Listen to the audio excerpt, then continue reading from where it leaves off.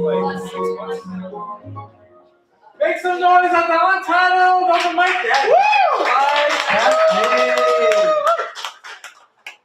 Hi, I'm one of your hosts tonight. My name is Ricky, he, him. I'm one of your other hosts. My name is Nikolai, she, her, they, them. Yeah, this is the first open mic officially because we had a sick day of 2026. Make some noise for being here. On a Wednesday evening, it's cold, it's chilly, but it's gonna be cozy. We have wonderful company. We're here for stories, poetry, talking some shit. I gotta express some more. What else we got going on? What don't you have? Their, what's it called? The generosity salad is so good. Oh my gosh. The brownies, if there's any left, either of them, because I tried both, because why not, are also very good.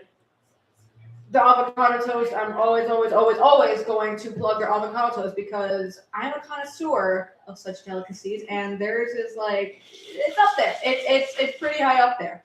So yeah, good food. Love that. So welcome y'all. We're the Low Poetry Wheel. This is the Untitled Open Mic. We do this every first and third Wednesday of the month.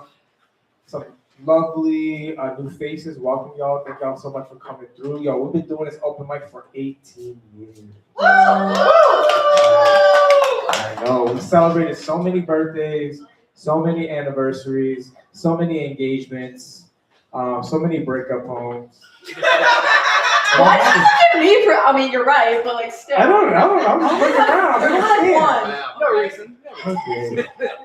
Well, am I not going through? Okay, whatever. Offline. All right. Inside jokes. Why is 7 afraid of 9? Don't answer that. Don't answer that. I did. Okay. But we do this twice a month. We want to have a place where folks can get together, share stories, share their art, poems, music. It doesn't have to be polished, works in progress. All of that is a great place for you to be able to, share,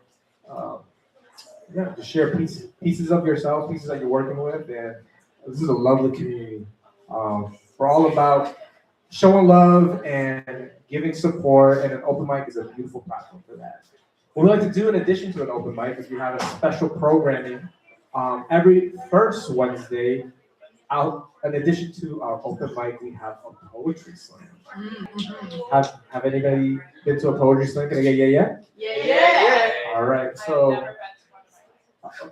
Well, let me. If you have the power to change that, you could come to our poetry slam. It's actually a friendly competition where we have poets compete with their own original poetry, being scored by the audience usually, and we give out prizes. All right.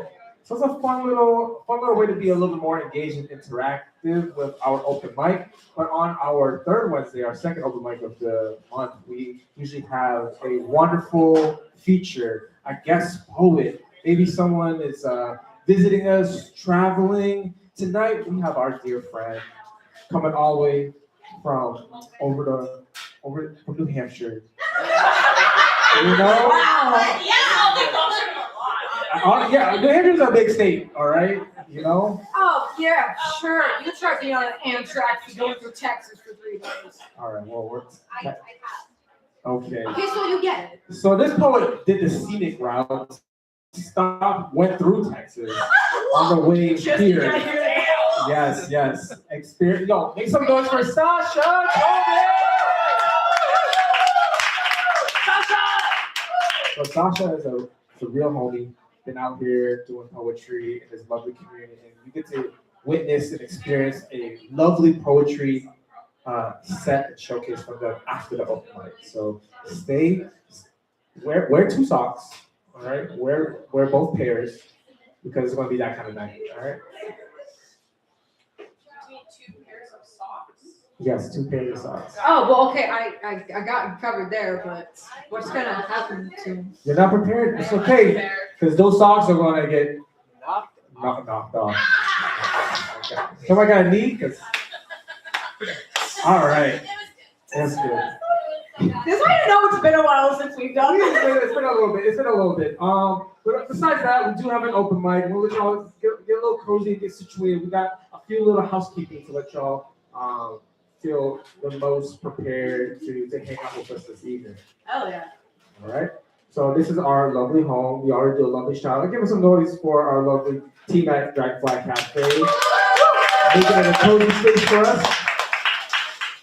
Obviously, we have our organizers and our hosts trying to keep the space a beautiful, loving environment, but we welcome y'all to also be caretakers of the space. All right. With that, we want to make sure this space is a supportive space. There is some whack energy out there, some problematic and very harmful shit happening in the world. If you come in this space, we want you to be down with our community. We're here to uplift the voices and the stories we care about. If you have any harmful or hateful energies or work targeting our neighbors, that's not welcome here. Nor is it tolerated. And it's not tolerated. That is correct. All right. It does not mean you have to be nice. Don't be nice. Be necessary. Perfect. All right. What we like to say is, what do we like to say? Fuck shit up. But No fucked up shit. hey, amazing, perfect.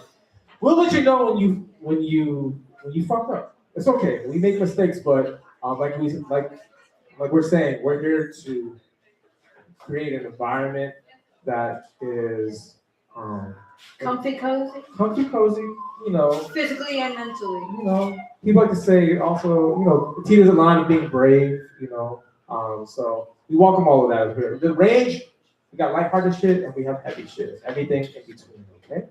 Can I get a yeah? Yeah. And a way you folks who are going to be sharing on those mic can help with the comfy, cozy, happy, healthy nature is if you know that you will be sharing work that has strong themes or tones or verbiage or whatnot, just give us all a little trigger warning, audience, if someone explicitly states that they're sharing something of XYZ category, and you feel the need to remove yourself from this space, please do so. There's a door there. It's cold out that one, but who do you? Speaking of exits, there are also restrooms. What if you have to poop? Well, you don't worry. There are keys over by the register that can unlock gender restrooms on this level. But if you don't want to use the key, you can go downstairs, around the corner, through the woods, whatever. Yeah, go to Texas if you really want to. The train stations. I'm kidding. There are unlocked gender bathrooms downstairs. There are more stalls. The mirror is, Lighting. the lighting. Yes, the lighting is better for mirror selfies. You can trust me. Thank you. As you should. I find this information out for the people. This is what the people want. Amazing. With that, there's ways that you can let us know that you are engaging and having a good time. This poetry show, this open mic, we want you to be so involved. And there's ways to do that. Maybe you hear something you like tonight. We can snap for the performer. Can we practice snapping real quick? If you don't know how, it looks cool. Like, look at the vibe. I'm not snapping. All right. It looks like you're asking you to go to the That's the keys are over there. Perfect. Maybe the performer just finished sharing. You want to clap for the homie? Can we clap for the homie real quick? You can do one of these, just for the visuals. Content. So I'm sorry. As much as I'd love to clap for like 80% of you, that just won't be happening. All right, that's fine. Maybe you want to make a sound like you just had a wonderful bite of that delicious dish at Dragonfly, or maybe a friend that you missed give you a hug. It might sound like a Can I get a woo? Can I get a? Oh, sorry, I wanted to bark, but I will refrain. Any dogs in the building? Every time without fail. All right, lovely. So the invitation is please give energy back to the performer. If you like something, you hear something, you feel connected, please feel free to out loud that. All right. And additionally, on the topic of creating dialogue, although yes, we do encourage that, we do also ask that out of respect for the performers on stage and your fellow audience members around you, if you do engage in side conversations, just keep the volume to like a whisper or a minimum. Maybe someone near you doesn't have as good of hearing as you do, or maybe there's people in the back, which by all means, you can move up front if you want to. Yeah, so dialogue, good. Loud dialogue while people are performing, bad. So yeah, just be respectful, both on and off the microphone. We ask that you also respect people's physical, emotional, personal boundaries. If someone shares something with, some sort of content warning or whatever, just because that poet or performer shares that piece doesn't necessarily mean it's like all cool to approach them and start talking about. You know what I mean? Just be respectful. Be respectful. Yeah. Yeah, that's an easy ask, honestly. Yeah. Be respectful of your humans and your neighbors. It's not hard. All right. Just be nice, or we won't, or will be necessary. Amazing. I think we're feeling good about the.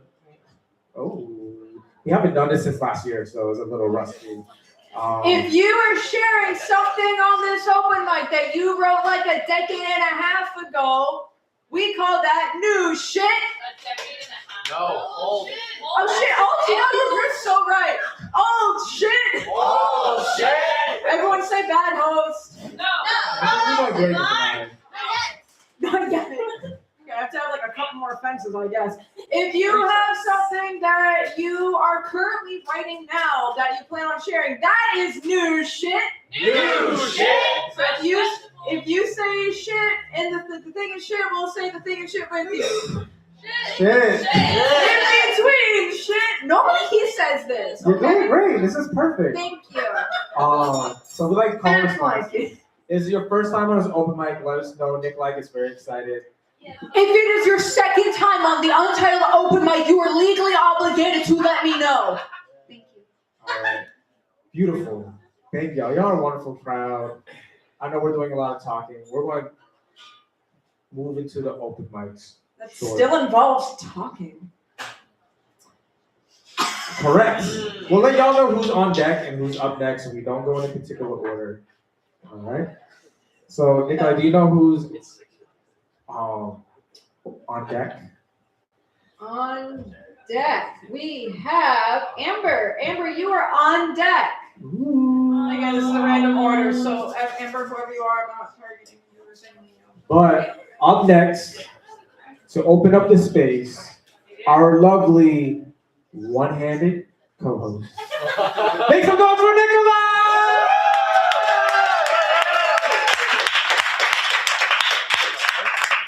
I was at one of the pirate museums in Salem recently, and they had like the foam hooks, and I was like, dude, that'd be so much more like badass than this fucking thing. I didn't get that though, but I got so many other things. I got books. It was great. All right, poetry. I did consider just talking about pirates for 3 minutes, but anyway, you guys get a poem instead. Alrighty, this is old shit. Oh shit!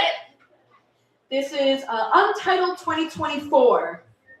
Can't believe that's all already. Classic rock. Classics rock. I could tell you about how the classicals rock. Tchaikovsky, Paganini, but beside me is Felix, and he is playing Journey. The wheel in the sky keeps turning, and man, oh man, am I yearning for more than just music. This music fed my childhood along with Jars of Clay and Andrea Bocelli. Pipelines on a psychological level. There are too many that I could discuss, but the one that matters to me right now is the emo to metal to, I really like the clean vocals in some of these metal bands, to listening to that classic rock song that I grew up listening to on car rides to New Hampshire for long weekend vacations. You know, back when we were kids and everyone got along just enough to still be able to travel together. There will always be invisible strings that tie us to the things we grew up with.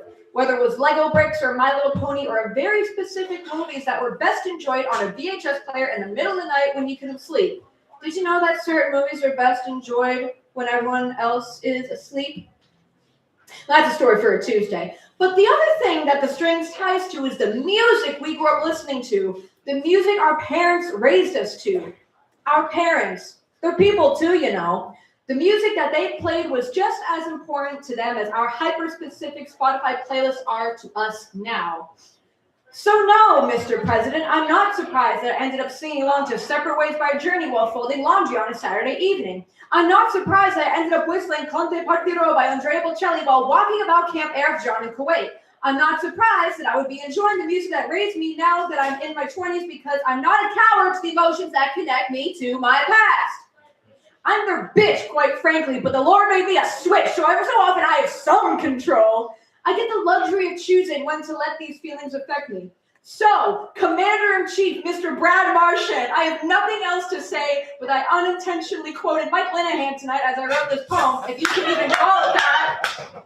It started out rhyming, but as we know, with growth and creation, we don't always end up the same as how we were intended to be. But here I sit, nonetheless listening to Journey, yearning not only for tomorrow, but for eternity. Woo!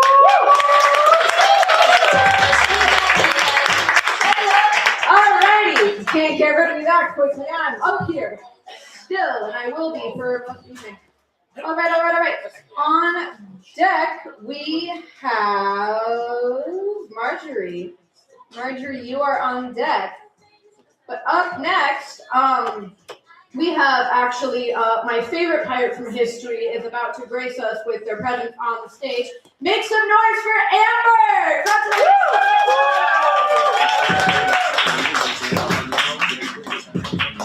Keep on popping!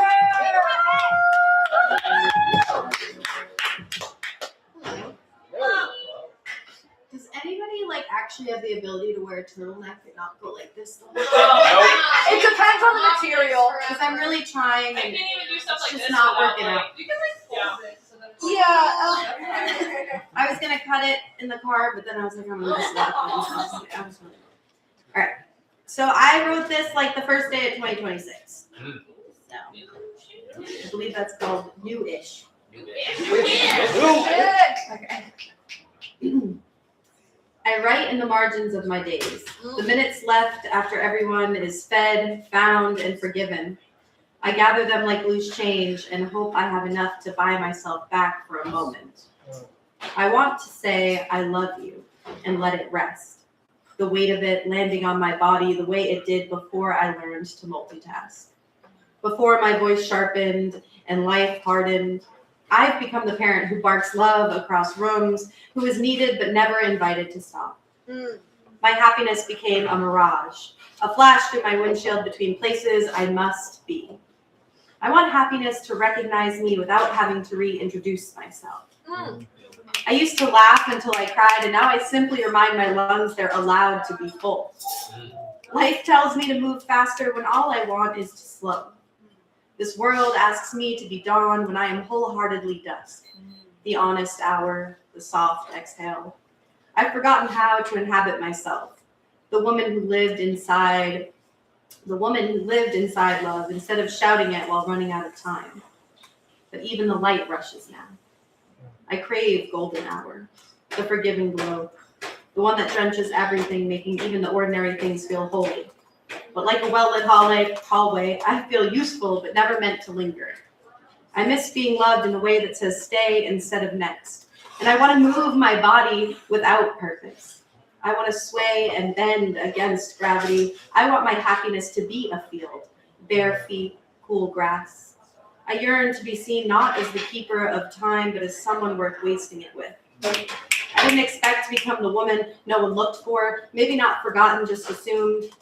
So I write in the thin blue hours, when the house exhales, and I remember I have a body too. I formulate my words under stovetop light. I try to ignore the dishes beside my notebook, begging to be more important. I speak to the moon and ask it to offer me its wisdom, because I want to be music. I was music. And somehow along the way, I've become monotone.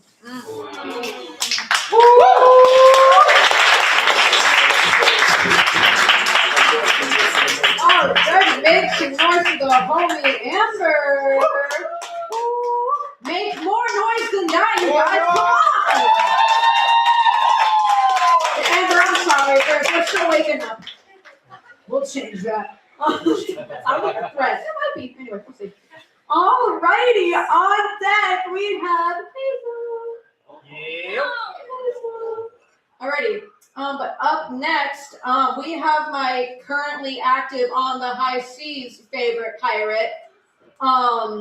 Make some noise for the homie Marjorie. Clap to Marjorie. Keep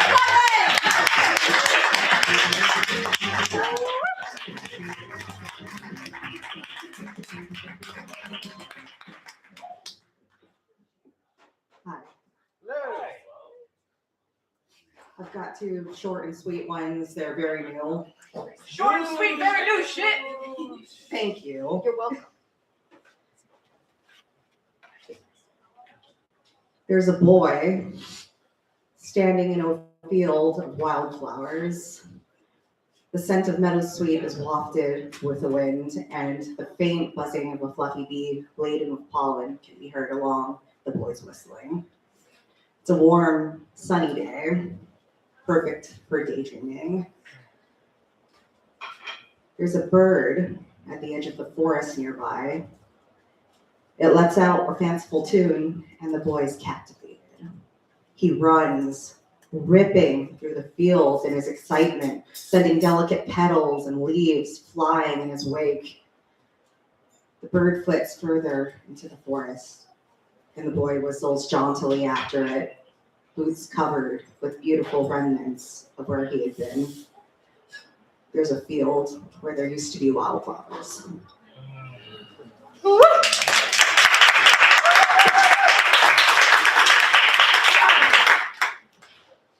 Yeah, I wrote this pretty much today. There's only a little bit of it. There'll be more of it in the future. So you have to come back. Hell yeah. Ooh. Cliffhanger shit. I've been in a cage my entire life, and the door to that cage has finally been opened. I take a step out, and suddenly I'm falling. Falling towards what? I don't know. What I do know is that I'm falling and I'm scared. And then I hit it. An ocean of freedom. An ocean of freedom where I'm choking on possibilities.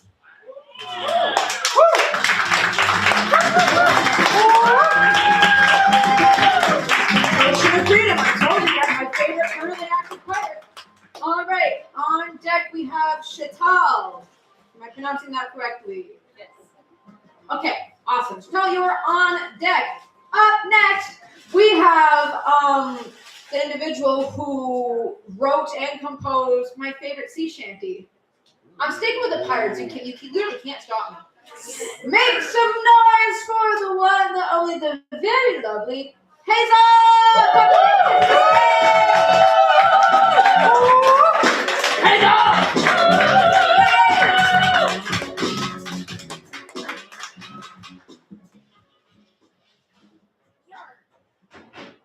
Hello, everybody. Hello.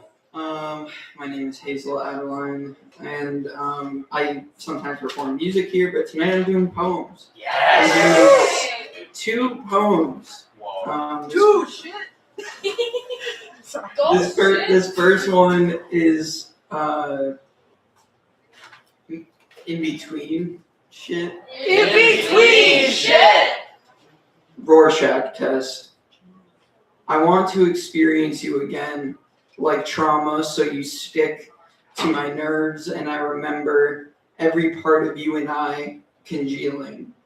Two bodies sewn together, saline dripping out of open pores, heavy breaths muffled by stuck together lips, fingernails indenting our backs, painting a Rorschach test on the sheets with sweat stains.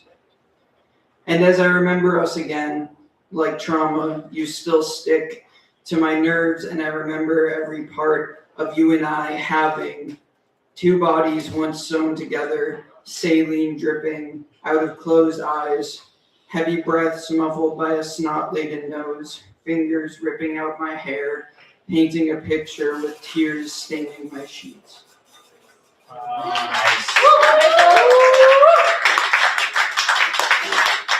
And this one is new shit. New shit. Trigger warning for mentions of suicide. It was a fond farewell, ends, exiting elevator, a smile. Oh, how joyous on this exuberant day spent in warm company, but only for a moment as I flirt with ideas again. And yesterday, oh, yesterday, a complex death found it scrolling on my killing machine. I wonder how he did it. I'll never know how he did it. Home like no place is there on my Kia speakers as I drive to Eclipse, wait a few with a cappuccino, alas, for no reason. And I'm reminded that a familiar face is buried as the lively laugh of an alive one sits next to me at the table. It's somber realizing you didn't have to be afraid of everything, everywhere, all of the time, not even a breathing seance. Thank you.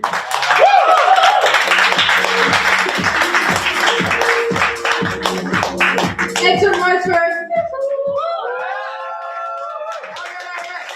Now, before I do all of the on deck and up next and all that kind of stuff, let it be known that we also have a camera. Actually, we have two cameras. There's a clicky, snappy, snappy camera, and then there's a live stream camera. So if you are sharing something and you do not want to be captured photographically?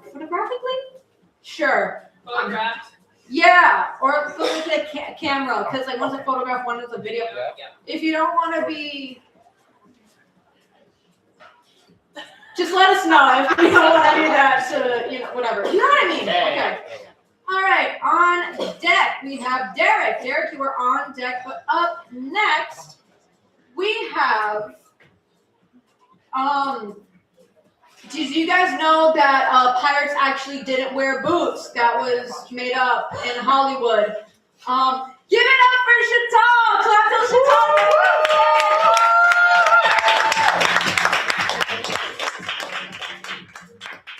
Hi everyone, this is my first time reading out poetry here. So this is newish. I wrote it recently. Recent shit. Recent shit. It's called Unhook Your Brow.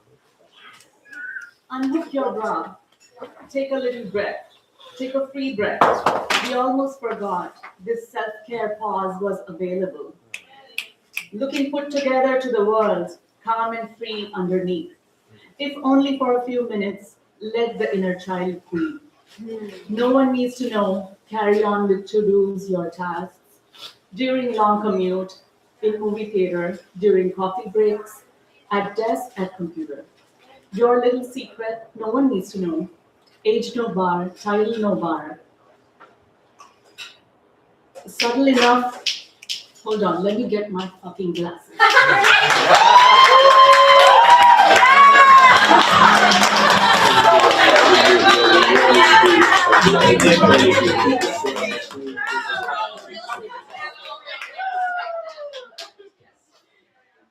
For reading, that's why it's like if I have to look at you guys, I have to look this way. Then I can't be like a grandma like this, doing this and Embrace the grandma. Embrace the grandma, yes. Your little secret, no one needs to know. Age no bar, title no bar. Subtle enough, not putting up a show.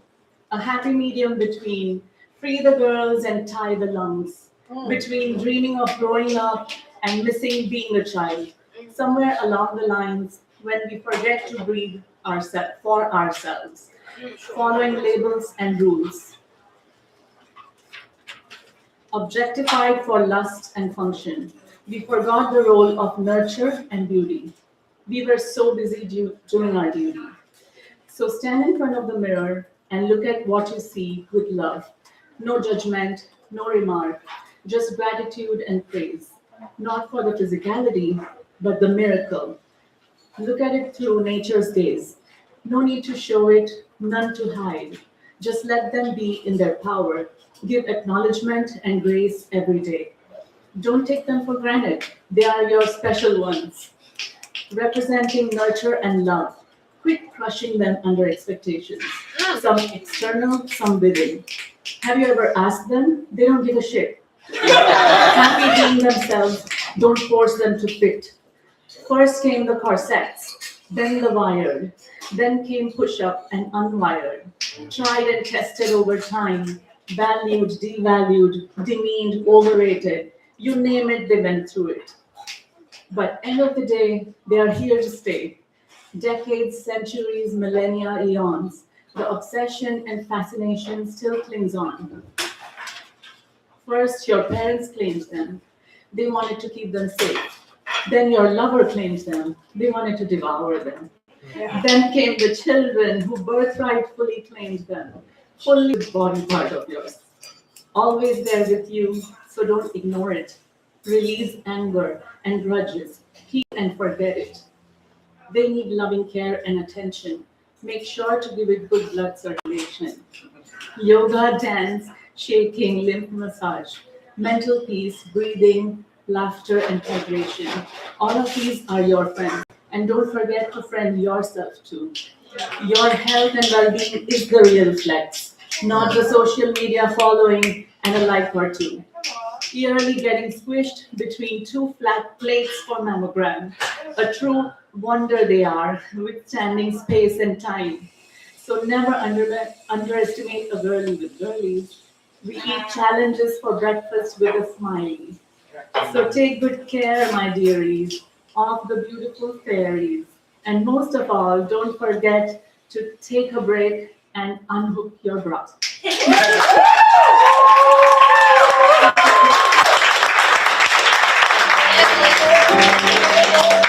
You want to talk about embrace the grandma? I'll show you what embrace the grandma. Yeah, let's close. Thank you, Polish grandma. Alrighty. Now, Chantal, this was your first time on the Untitled Open Mic. Audience! Yeah. I need you to do something! Yeah. Do I have your attention? Yeah. Okay, good enough. That was most of you. Alright, I'm gonna count to 3, and on the count of 3, we're all gonna say, please come back! Okay, see, thank you. Can we do that? Yeah. 1, 2, 3, please come back! You got it, yes! Alrighty. On deck, we actually have 2 things on deck. We have the mid-roll announcements, but after the mid-roll announcements, we are going to have the homie Gwen. Gwen, you are on after the mid-roll announcements. Alright. There's a bug. I don't like. I've been staring at it. I'm trying so hard not to get distracted by it. I don't like bugs, so. Okay. Anyway, next pirate fact. Pirates do not actually say yar. They mostly said darn or hell because a lot of them were British and Irish and stuff. Yar wasn't like an actual word. Make some noise for Derek. Clap till Derek gets to the microphone.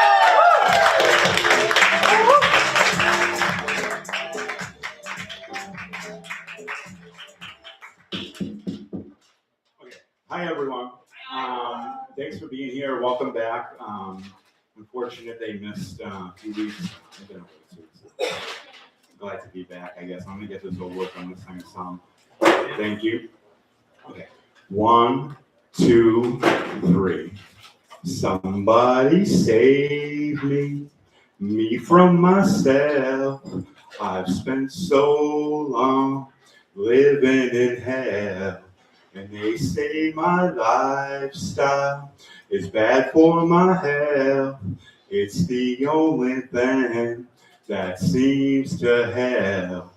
And all of this drinking and smoking is hopeless, but feels like it's all that I need. Something inside of me's broken, and I hold on to anything that sets me free. I'm a lost cause, Baby, don't waste your time on me. I'm so damaged beyond repair.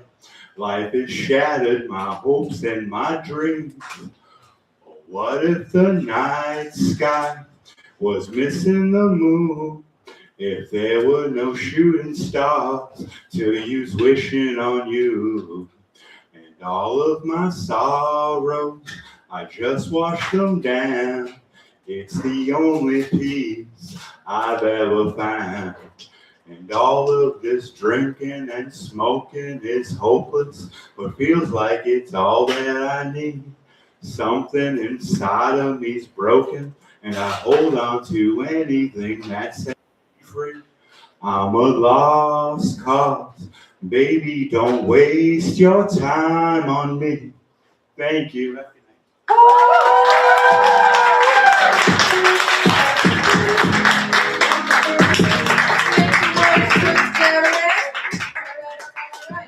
Moving swiftly along. On deck. Yes, on deck we have Gwen. Gwen, you're on deck. Up next. Hello, what? That's good. Yay! Love. Up next we have. You've been kind of giving pirate. We have one of my other favorite pirates, Connor, with the mid-roll announcements. Okay, can you like step like 2 feet that way? Clap till Connor gets to the microphone.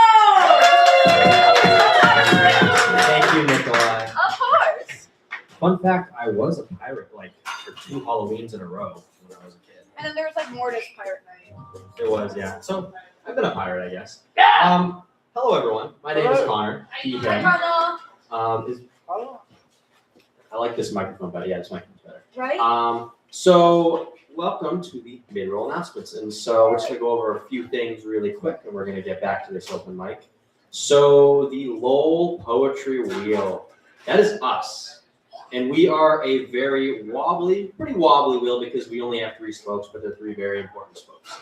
So we have the Untitled open mic, which we are here at right now, every first and third Wednesday of every month. And then we have Mill City Speaks, which is our slam team. And then we have Free Verse, which is our youth poetry program. And one thing that you will notice when you come into any of our events by any of those 3 spokes is that there are no cover charge or cover fees when you come in any of our events. We operate solely off grants and donations. Now, what that also means is that we are broke as hell. So the late and great Dr. Douglas Bishop started a tradition at this open mic where he would pass his hat around, and if anyone had any change that they could spare, which if you do have any change you could spare, first tip your amazing staff at Dragonfly Cafe. But then if you have anything else to spare, we would really appreciate it. Are we doing on donation? We'll get there eventually. The next open mic. So no online, but if you have some spare cash, we'd really appreciate it. And if you don't have any spare cash, just pass some good vibes into the hat. If you don't want to do that, you just pass it along. And Rickov generously has given us his grandfather's hat to be. This is your grandfather's hat, right? Yes, his grandfather's hat to pass around to everyone at the open mic. And Ricky's going to start passing that around right now. So a couple of other important things. What time is it right now? 7:22. Kitchen closes at 8. Am I correct? Yes. And then bar closes 8:30. Last call 8:30. We're gonna. Yeah. I'm sick of We'll say yeah. So we'll say 8 o'clock kitchen close. 8 o'clock kitchen closes and 8:30 drinks. So just pay mindful attention to that. And again, tip your amazing staff at Dragonfly Cafe. Don't forget when you're coming in and out of the venue, there is an email sign-up sheet up there for you to get on our email updates. There is also a community library up there that you can look at some of our books. Read some poetry if you'd like. Don't forget to give us a follow on Instagram, Low Poetry Wheel on Instagram. And our website is lowpoetry.com. And look for our events. Typically, again, open mic is first and third Wednesdays of every month. And I think Do you have a calendar? You want to do a calendar? I look. We have a slam, and then I think I'm going to. Okay, so next month in February, we the first Wednesday of the month, we're going to be having a slam, poetry slam qualifier still, right? Yep. So anyone can come on up, slam, qualify for the slam team. Pretty exciting.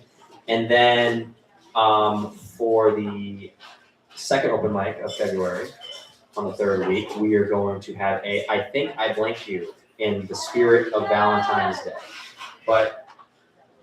Want to make this very clear. It does not have to be about love. It can be about hatred. You know, anything is welcome. I think I like you. It's whatever you interpret. That is it. So I am going to welcome Nikolai back to the.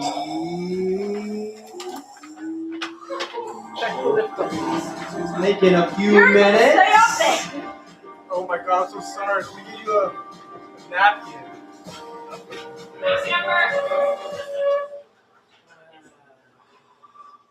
Can we still see? Yes. The glassware is very adorable. Okay. Connor, what's a hobby of yours? A hobby of mine that I enjoy. That's a great question. A hobby of mine that I don't enjoy? Oh, that's like a challenge question. I would say so. Like I'm pretty boring. I like to write. I like to read. I play video games, watch movies, watch TV. What is your favorite video game? Currently, Okay, you're really hard to ask questions too.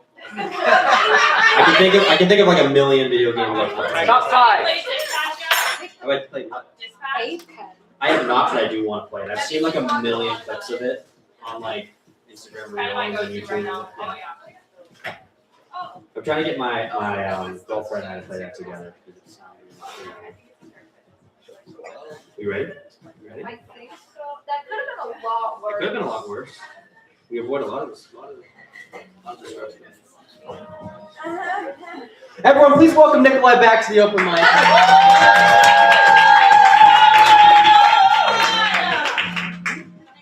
All right. It's like actively dripping still. Okay. And I know that everything was written legibly, but this is what I'm working with right now. So, how strong was that espresso martini? There was plenty left. That didn't answer my fucking question. Okay. You can just like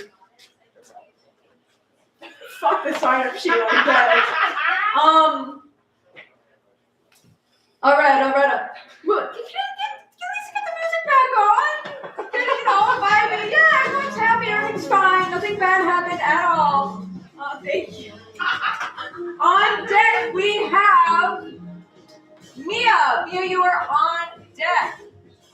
Up next, Blackbeard had syphilis and like nobody knew about it because he was like so like revered and feared that like he didn't want people to know because like if you don't know what syphilis is, just look it up at your own discretion. It's canon. It's pretty nasty. Yeah, make some noise for Glenn. Everyone, Glenn to the next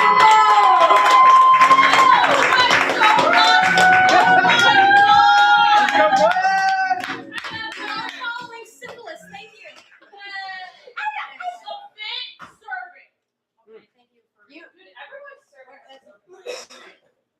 So Sasha is a dear friend of mine, so please save her. Her teacher's going to be and Sasha's known for quite a few different things, but one of them is like daring to be sexy and saucy on the mic. Yes. So I'm going to read one of my sassy poems. It's an old saucy shit. Old saucy. Tipsy by your touches, I find myself unable to stop wanting. You magnetize my every nerve. uncontrollably wanting to be in shimmering, nerve-ending collisions with you. I find myself titillating in all ways that are possibly true when without you. You linger all over me and my body so deeply throughout that I have your hands on my mind, thinking about how I wouldn't mind having your hands on mine and just all over. If you were here, I know what would be next true. If you were here, we'd soon succumb to the sizzling smolder and start in a smooth fusion of saucy sweet. If you were here, we'd soon sip through our lips and eyes and fingertips, drinking in the deep desires of our takings. My mind tiptoes between memories and daydreams, twirling through teasing touch tales of you and I. Memories remind me of how sweet it can be to be magnetized by you, unable to stop wanting, never-ending, shimmering nerve collisions with just all of you.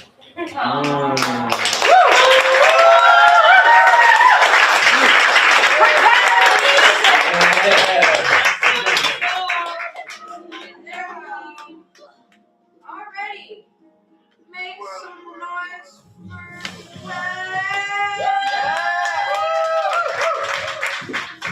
Alright, on deck we have Rebby. Rebby, you are on deck. So pirate ships were very much so democratic. It was very much so everyone kind of had say everything. Also in terms of like the share of the loot or the booty. Get out of your system.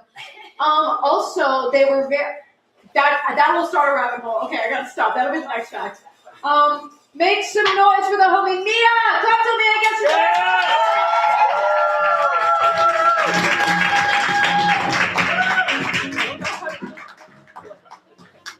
Hello. I'm Mia Moriarty. I use she, her pronouns. Yeah. These, thank you. Thank you. These poems were written with a quote from the great poet Keats in mind, which is, beauty is truth, truth, beauty. That's all you know on earth and all you need to know. This first one's a jazz poem called The Saxophone and All. The saxophone and all. The saxophone is tired now, singing his sleep and no love. But he knows love. Who else? If not the saxophone, then who? Who thing else thinks that of love and sings such lovely songs of the stuff the very same by which the bloodthirstiest money monger, whose dreams are timed by the clock and hour is 40,000 hours, could crack a smile? Bless him. He hasn't heard what I have heard. I can hear shapes. The objects obtained by my reading, shapes and colors and noisy city sounds, all oil for my dust-found canvas. His dollars far too many.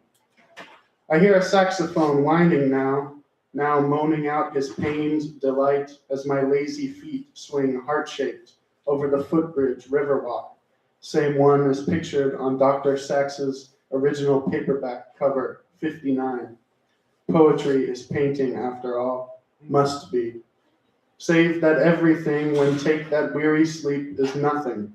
No before all, only after and after. All is no sound sight, nor shape can be heard after all, and all is far too many. Yeah.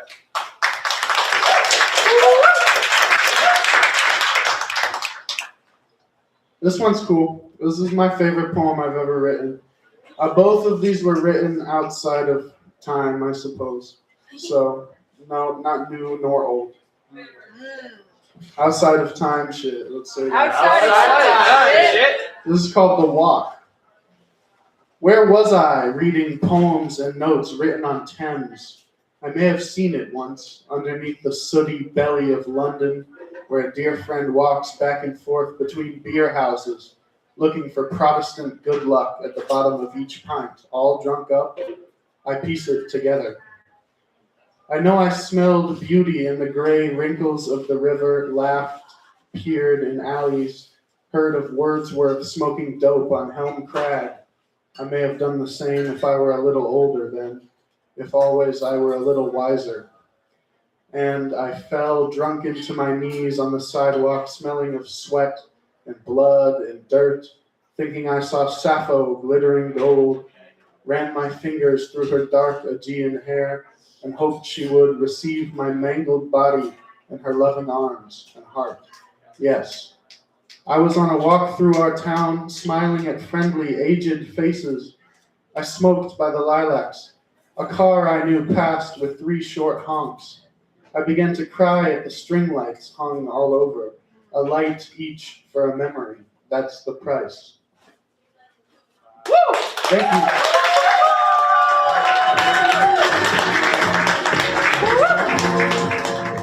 This is my second time here.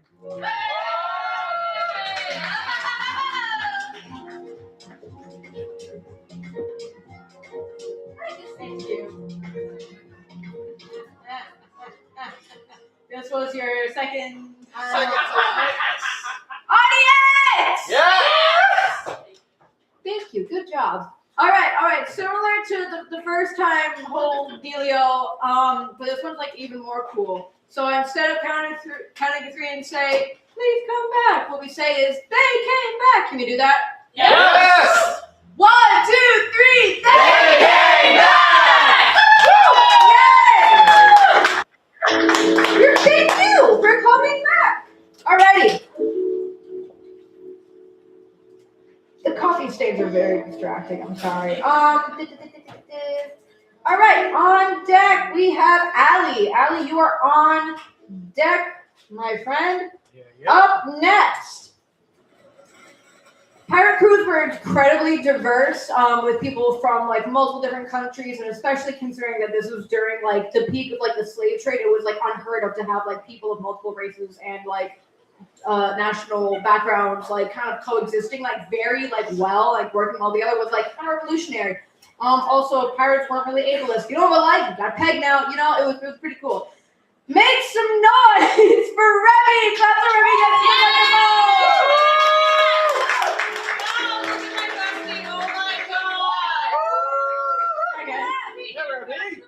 Can everybody give it up for the Untitled crew real quick? Okay, so I've been working on this collection of poems that's kind of a mix of poems written based off song lyrics and also poems written to strangers, whether they be like people that I don't talk to anymore, people that I never met, or like people that are gone. This specific poem that I'm going to read is based off a song lyric. The song lyric is "You Are the Best Thing That I'll Ever Keep So Far From My Life" by Olivia Rodrigo. Yeah. We are all shattered mosaics of the different lives we've ever touched. Phrases we echo that we once laughed at in harmony, styles we choose that we once stared at enviously, actions that we take once we learned from others. Maybe you're not here anymore, or maybe you leave footprints in the sand that I will no longer see or follow. There was once a time our footprints were next to each other, as if we walked hand in hand down the path. I can try to cover it as much as I want. Just because you left no trace doesn't mean you never existed. The expired footprints lead us to who we are today. Whether I like it or not, your bruises left scars, each one a northern star to a part of me I wouldn't change. I am who I am because I knew you. I am loved because I learned what it was through the pain, the deep cuts. That doesn't mean I need to keep telling the story of every star, how old it is, what it represents, what black hole it may have left, what planet or solar system it came from. The mosaic we are is not all of the past lives we've been forced to live through and grow from. It is the smelting of glass we turned from shards into a beautiful story of growth and healing. You can't heal if you're still bleeding. You can't be a mosaic if you're still staring at the reflection of different pieces, trying to figure out how they piece together. Putting them together doesn't erase what happened. It just turns their story into yours. Nobody remembers how the stained glass window was made. They just remember what it looked like, the beauty it is now. Yeah.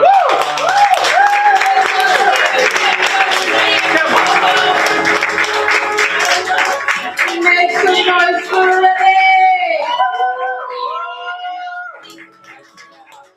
All right, on deck we have Z. Oh, okay. Hey. I'm sorry, you Yes, I know. I just didn't realize it was that soon. I'm sorry. No, you're not. No, don't get out. No. I love you too, Z. You're on deck. Come on. I got it. We're good. Are we like? Yes, we're good. I feel bad. No, don't. Okay, I won't. Never mind. Good. What is going on right now? Mounting. On deck we have Z. Yes. Up next. Oh wait, shoot! I need another pirate fact. If the pirate crew did not have a doctor, whoever was their carpenter would be responsible for amputations because they knew how to use a saw. Yeah. Fun. Please welcome Allie to the stage. Nobody has a saw, right? Nope. Just double checking. I have two old shits, both from a book that I wrote and published through the dreaded Bezos. I'm so sorry, I had to do it. So please bear with me. Looking back on red flags. Back only after everything was over. I wish I had glanced in the moment. Because only through rose-colored glasses do we see how memories ferment. They break down to their barest bones, singing familiar songs through sour tones. I wish that I had only known how manipulated I was. If I knew how tormented I would be, if I had seen it, would I have broken free? This man forced my reality down to its knees and made it beg for his forgiveness. He held me captive in kisses that only tasted sweet for a second. To me, those moments beckoned until he pushed me away. But still, I came back for more. I apologized for leaving when I should have stayed gone. He took all I had, said that I could belong, but that was a lie to keep me as a host to his parasite. I'll never go back again.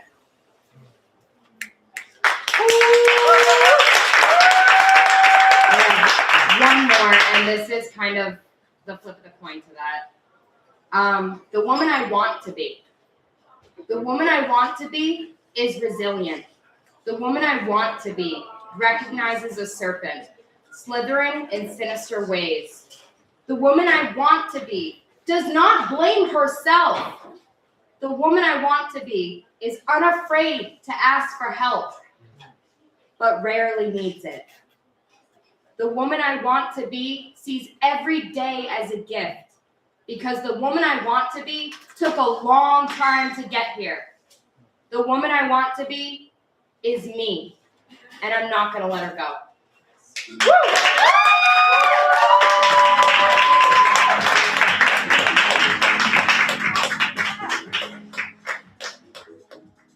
All right, make some noise for Allie. Woo! This is the first or second time? First time.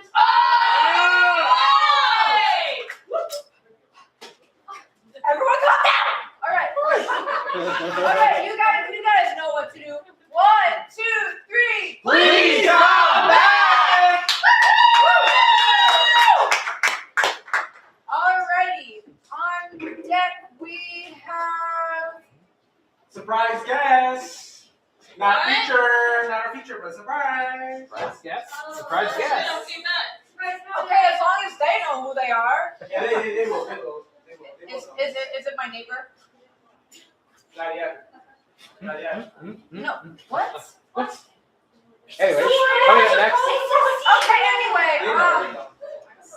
All right. Okay. So every pirate crew had their own individual, unique Jolly Roger. The Jolly Roger is like skull and crossbones or whatever, like the like hoist flag, the black flag with the something or other on it. Make some noise for Z. Clap to Z.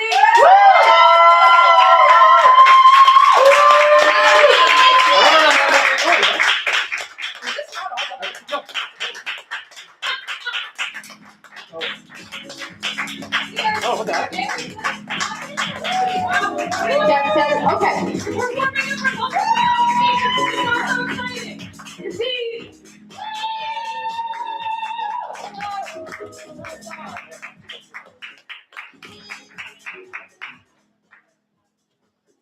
Hey crew, what's this? It's just a cute little lamp. No, mushroom guy. Yeah. Is it real? I don't know. Bless you. Hi, I haven't read poems in a hot second. I'm gonna do that, and then probably run to the void. This is one that this space has never seen. Ooh. And no shit. oh my god. Brain soup. This is a contrapuntal, much to everyone's dismay. Contrapuntal shit. Contrapuntals are a 3-in-1 deal. You have column A, and then you have column B, and then you read them line by line, and then kapoof, it happens. So with that in mind, this is after a Ratatouille poem, and the line that I pulled from is "To love me is to love a haunted house." Because I'm feeling a lot lately, and I'm gonna fucking spill it just a tiny bit. So here we go. Yeah, this is a poem now.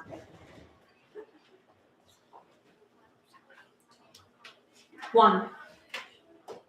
To love me is to love a haunted house. My mouth will remain cracked open, like a faulty lock you can pass through. But leaving has never been an option I worked well with. Unraveling entropy with each step. Your arms are dowsing rods, reaching for warmth. Desperation's howl is viciously endless. To love me is to love a haunted house, meaning it takes time to reach every door, even more courage to step through it. Even with your heaviest coat on, I will still make you topple. Leaves laden with time will litter this stretch. Shaking the residuals of feeling is useless. It will always linger. Part of me will always be left here, a testament to my inability to forget. I'll stay standing even as you disappear. It was never the furnishings. Maybe that's how I knew no one would stay, even when the outdated got replaced. To love me is to carry the room with you, even after the deadbolt locks. The risk remains, even when my remnants don't. 2. To love me is to love a haunted house, the creek gargling in your ears, the shards of light beckon, cobwebs spindled by curiosity. I never could ensure safety for long. The rot cannot be undone. The decomposition of stability urges danger, ringing louder than church bells, meaning you have to craft a ritual to summon the truth. You will always carry something. You will always feel the weight. The nature of haunting is a recurring thing. I was always meant to be a lesson, more than any longing that led you to my door. The bones of me will inevitably rattle the soil. Consider me a protection circle for your courage. Home was always a feeling anyways. It was the warmth within the walls. The thudding of footsteps replacing the thumps of hearts. To love me is to love a haunted house. Don't say you weren't warned. You followed the trail here. 3. To love me is to love a haunted house. My mouth will remain cracked open, the creek gargling in your ears like a faulty lock. You can pass through. The shards of light beckon, cobwebs spindled by curiosity, but leaving has never been an option I worked well with. I could never ensure safety for long, unraveling entropy with each step. The rot cannot be undone. Your arms are dowsing rods, reaching for warmth, but the decomposition of stability urges danger. Desperation's howl is viciously endless, ringing louder than church bells. To love me is to love a haunted house, meaning you have to craft a ritual to summon the truth, meaning it takes time to reach every door, even more courage to step through it. You will always carry something.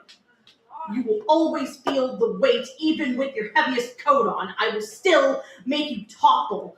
The nature of haunting is a recurring thing. Leaves laden with time will litter the stretch.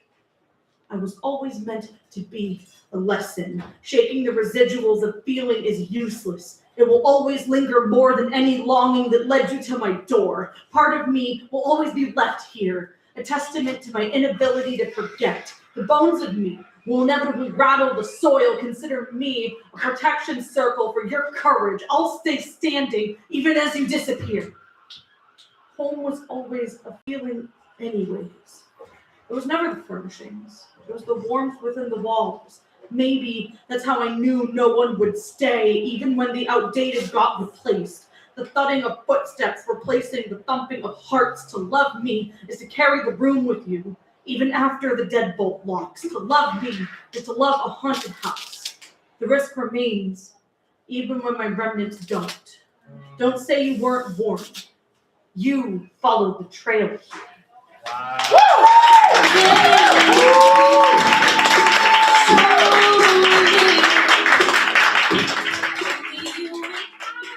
Make some noise for Steve. Make more noise for that. Also, as you may or may not be aware, there's lots of empty chairs up here, and a lot of them are like the comfy chairs. Those things are great. They're so cozy. Yeah, see, thank you. So please feel free to come hither if you're able. Also, hey, Mackenzie. Mackenzie. What's up? Do you want to be on? I tried to ask you earlier, but I couldn't get your turn. Do you want to be on the? Do you want to sign up or no? Okay, thank you. All right. Now that that's out of the way, yes, please move up. Please. We're lonely up here. Or just walk away. That's fine too. yeah, thanks. All right. On deck we have Evolucion. Yes. Up next. Oh. Hierophant. I'm trying. I'm thinking. Can I give you one? Yes. Pirate captains are democratically elected. Yes, they were. Yeah. And if the crew all decided, hey, we don't want this dude to be our captain anymore, they would just have to step down. So yes. Better than how our country's been run. Alrighty, make some noise for Greggy!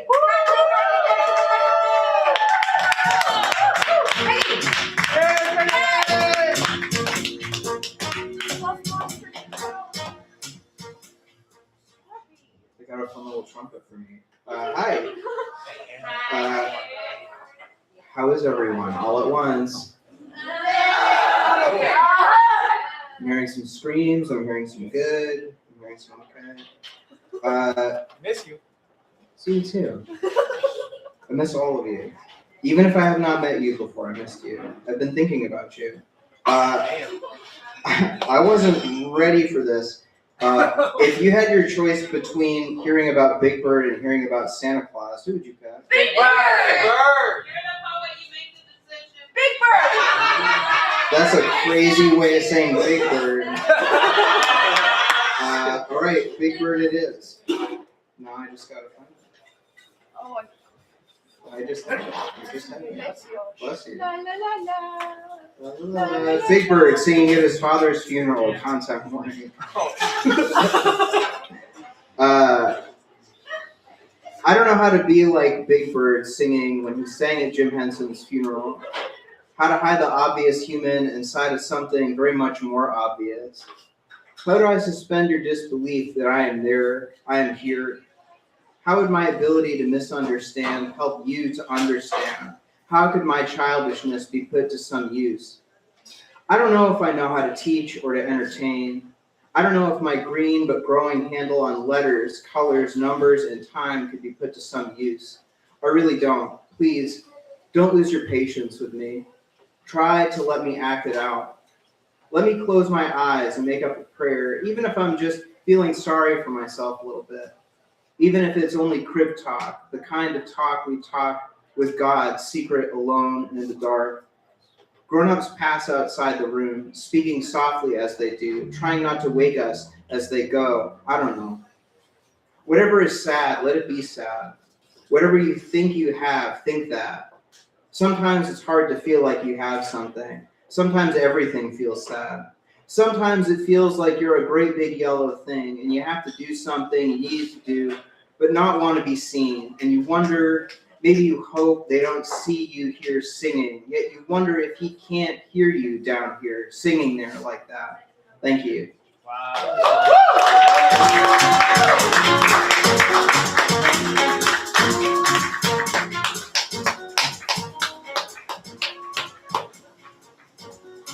think, yeah, the brownie with like the peanut butter on it, yeah, it's a lot of, I'm sorry if you don't like that. Oh my gosh, I'm sorry. Some people don't like that shit. Namely my husband, but he's not here right now. I miss him. Anyway, he's fine. He's just at band practice. Who just put? If it was anyone else, I would have fought. I got the steel toes on. Anyway, poetry and such other things. On deck we have Angie. I love you, Angie.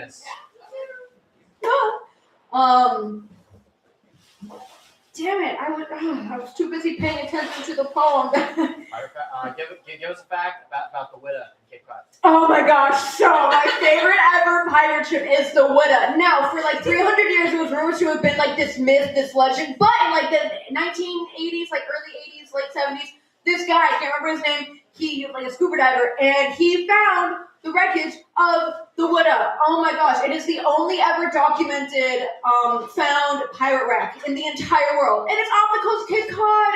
And oh my gosh! And at the museums, you can touch pirate treasure. It's so fun. I'm gonna start crying. It's so cool. Please welcome Emma Lucian to the stage.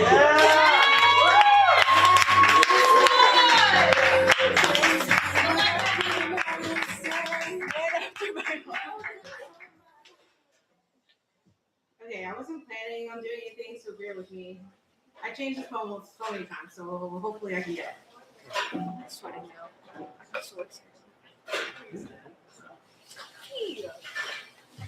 I'm proud to be an American, but birthed from immigrants in a land I thought was free. And I won't forget the men who lived, who made that clear to me, in a land of broken dreams. Next to you is a white man with liberty, but this is my home. I got distracted by the domestic violence, desperately trying to be number one, even though the seventh is when you make it out alive. But a survivor has no rights to separate families. That power is given to parental deportation and kids locked in cages. I keep fighting the government with my daily existence, too exhausted to stay woke. I am beaten by tiredness. I was suggested to isolate from politics, but when your life is threatened by AK-47s and your identity is decided by electorates, human rights defended only by the communion, did you just try to throw me into solitary confinement to hide your privilege? Like fights in the courtyard, American pride knocked the wind out of me. I can no longer stand here and say, God bless the USA. We have more Bibles than textbooks in a country that separates church and state. A juxtaposition on my American heart. Am I forced to give you more pride or your version of faith? America rules under the fear of God. Excuses for the Bible for emotional abuse. Forgetting that Jesus looks like the people you're deporting and Jim Crow is actually who you're resurrecting. Lady Liberty, an accomplice. Because she isn't your typical Southern belle, but she covers all your necessities. Her only condition is to change your name to Jane Doe because she killed Mother Nature and can't afford another victim to bury. Our rotten bodies can no longer serve, even as compost. Our image of nature altered by AI is a big brother or computer. You can see it from the lakes of Minnesota to the hills of Tennessee, but across the plains of Texas. Right at the border, I'm clinging on to dear life because we deport at the protest, undercover agents, but I must thank my lucky stars, or 19 of them, because this flag still stands for freedom. I'm scared to be an American. God, save the USA.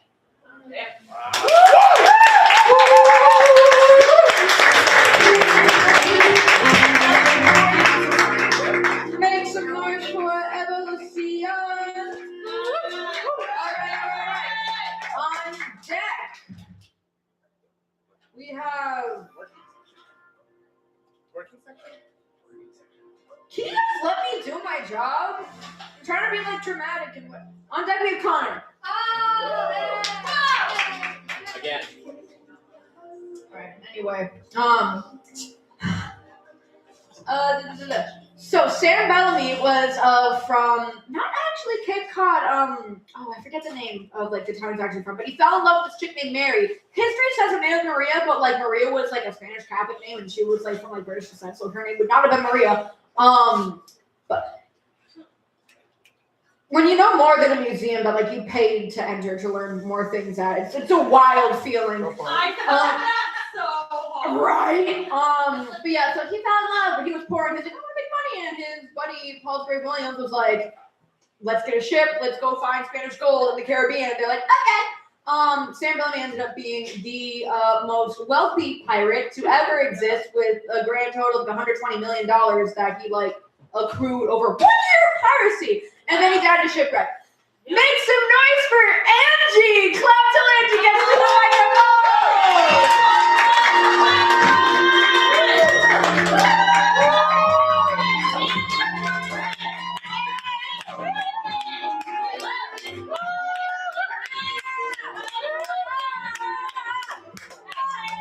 Stop! She's at the microphone! I too love Caribbean women. I personally think we're the best. And that's okay. Hi friends, I haven't seen you guys in so long. So long. I wrote this at the watering hole. Ooh. That's called cord cutting. I want to write you a poem about a cord cutting. I want to visualize the cleaning of my space, the communing with my ancestors, my spirits, both benevolent and rude. I want to show you how I sit with them, come to them for counsel, bless this space with holy water and palo santo and sweetgrass and tobacco and honey. I ask them to help guide me, wrap their hands around my hands, our hands on the knife or scissor or blade or fire or teeth. Sometimes when a scissor isn't enough, I put my mouth on a thing. I cut it with my own tongue, my own teeth, my own spit, saliva digesting up. My gums don't bleed no more. So the only thing between my teeth is you, or the thing. I got here wanting to save you, wanting to reclaim me without leaving you high and dry. Because isn't that what I do?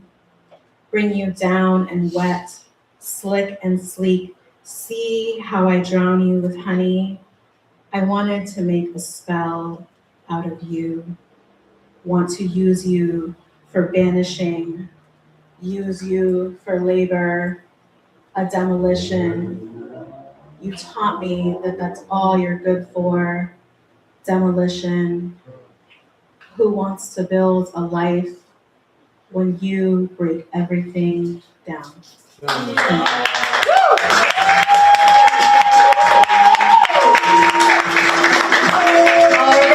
right, make some noise for Angie. Everyone loves. Alrighty. Up next is Connor with the working section, but I have been Nikolai. I have been your host for the Untitled Open Mic.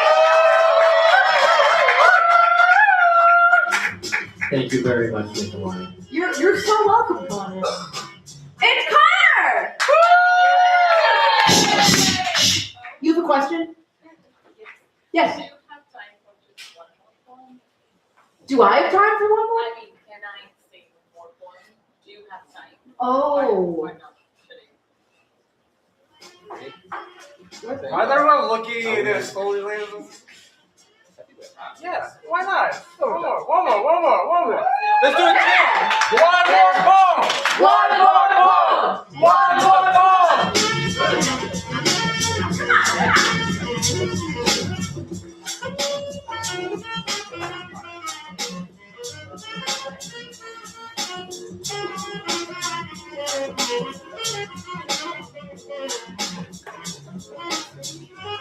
Connor, you want to go right after? What? Right after or They never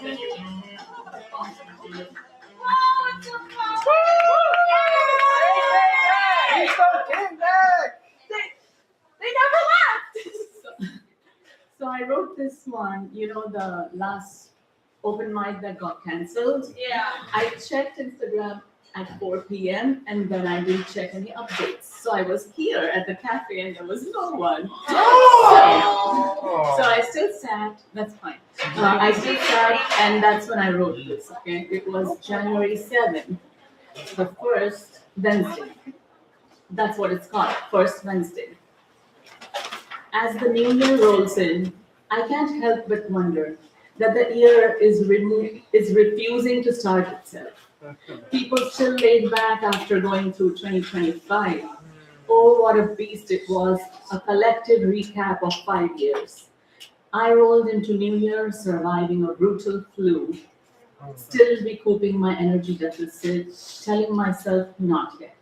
And that's when I realized, dear January, wait for March, nature's real New Year, when everything blooms. Let's not celebrate a forced New Year against instincts, against natural rhythms. Deep into New England weather, New England winter, where everything is frozen, driveways snow-clad, bodies in hibernation mode. Let's not force ourselves onto a tree of high hopes to land in a well of failed resolutions in February. Let me experience January like it's meant to be, planting seeds now, faithfully reinventing myself. March, nature's ancient New Year, I will wait for you patiently. Meanwhile, this time is for reset and recharge. 2026, I will take you as you come. Don't act like a spoiled brat. I won't entertain it. My peace is my superpower. I write this in a cafe with real plants and dragonfly motifs. After my first cancelled event of 26, but I will keep showing up.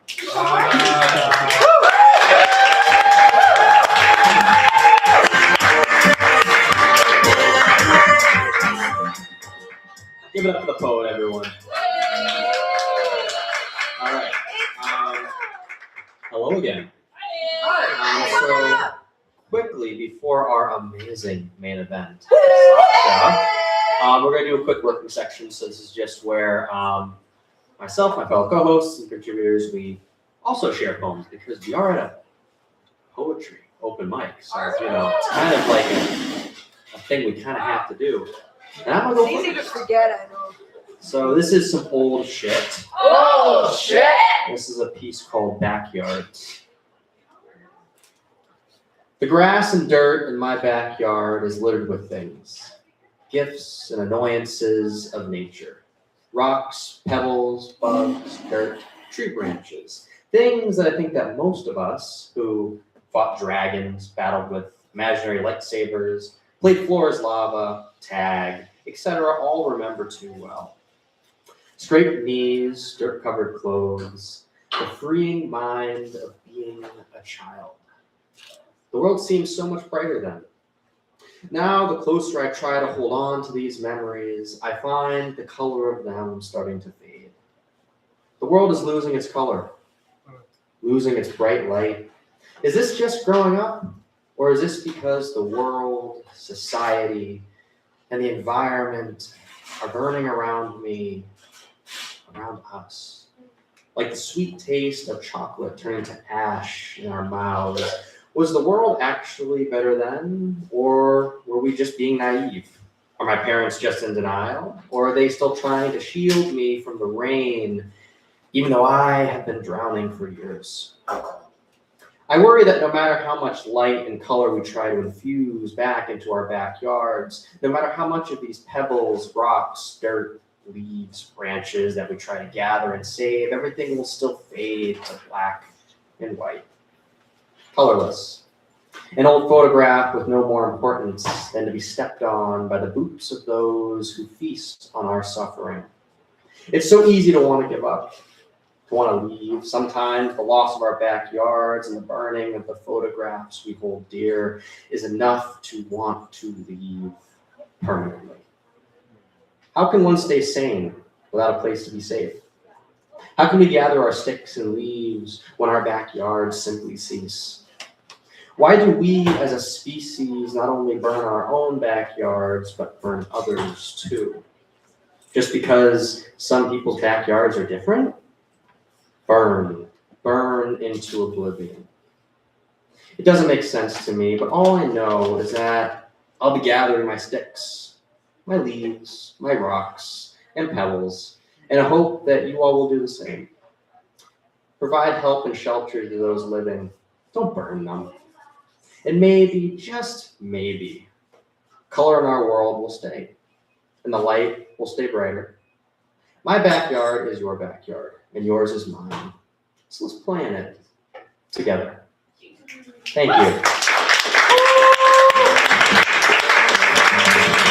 And my next amazing co-host that I'm going to welcome up to this open mic is the man in the amazing hat over there. Hey. Ricky. Get on up here. Clap till the poet gets to the stage.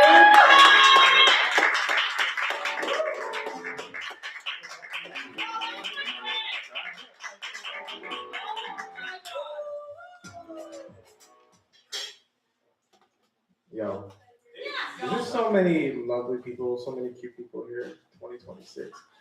I know I'm wearing glasses, but it's all for looks. I actually can't see that well. So just to confirm how cute you are, it'll be such a wonderful and kind gesture to get a little bit more close to the stage, all right?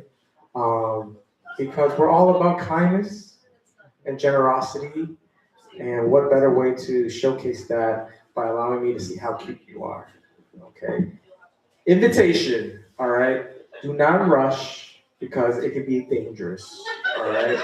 But slowly over the course of 2 more poems, we would love for you to be in proximity to the lovely stage. But also because like a warm hug, like an incense burning in a room, like a favorite song being played. It will feel like that while we witness our lovely future, okay? I am going to read a poem that I literally wrote a minute ago. Holy shit! So all I got is a title. I only got a title. I just need like 3 words just so it's 3 words longer. Okay. Bananas, cucumber, and avocado. Thank you. Avocado. Okay, all right. 1 second, thank you. I got bananas, cucumber, avocado. That is 1 long word. Can I get 1 more word? Speed. You said long? Yes, 1 long word, yes. Defenestrate? That I can spell. Great. Sun. That's not a long word. That's Pay not a attention. long word. All right. Fine. Exuberant. Expialidocious. Okay, and 1 last word, so my poem is a little bit longer. Bean. Intellectual. Bean. Intellectual pirates. Fuck. All right. I'm glad you're enjoying this part of the poem because that is the best part. All right. Okay. Okay. All right. For folks who just arrived, thank you for being here. So it's our first open mic of 2026. Really excited for our first feature of 2026. But if you was here earlier, I spilled my drink. Yeah. All over the sun. Yeah, and somewhat on me too. Ricky on blast. Yeah, I am putting Ricky on blast. All right. I wish this poem was longer, but it's not. I learned how to read coffee stains. Title of my poem.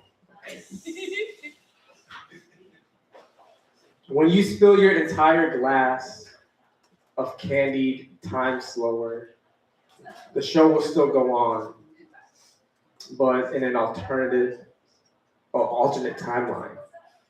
The words will blur, each letter bending to the round of liquid escaping the plane of flimsy paper.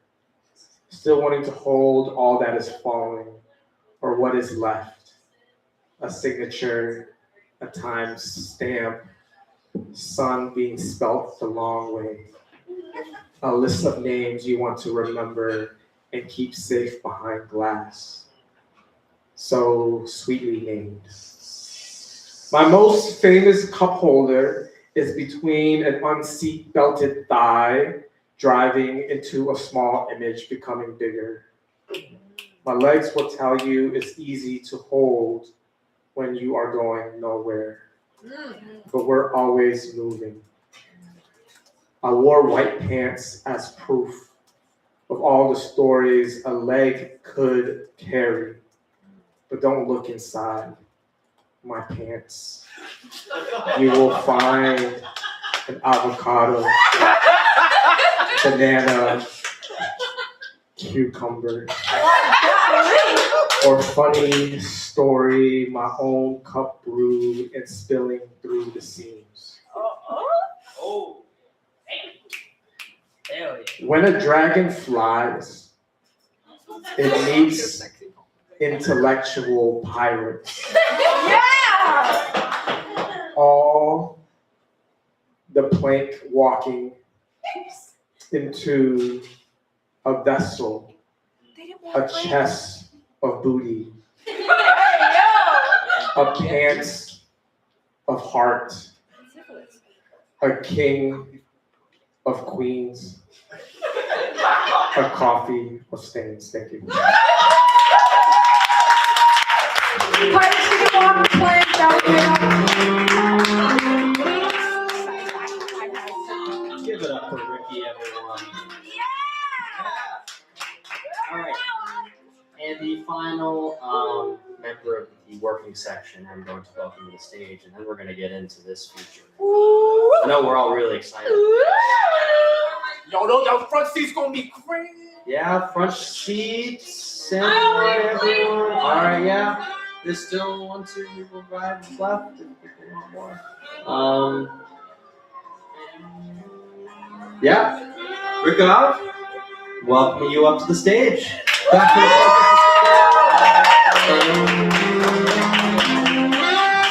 Hello, everybody. Happy 2026 and all that jazz. Okay. I am going to read some cover shit tonight. This is I've been thinking a lot about some family stuff lately and about memories and how much value they hold. And this is a poem by a friend of mine, Kenny Bradley. Yes! Everybody knows him. Solid poet. Used to represent the Providence Slam team to the Pop Slam. He's down in New York these days for school, but still doing poetry. Still comes back every so often to grace the stage. And so this is a poem from his Port Veritas set, sometime mid to late last year. It's called Custodial Services. Every morning, my dad unlocks the doors and all the children are granted a safe space.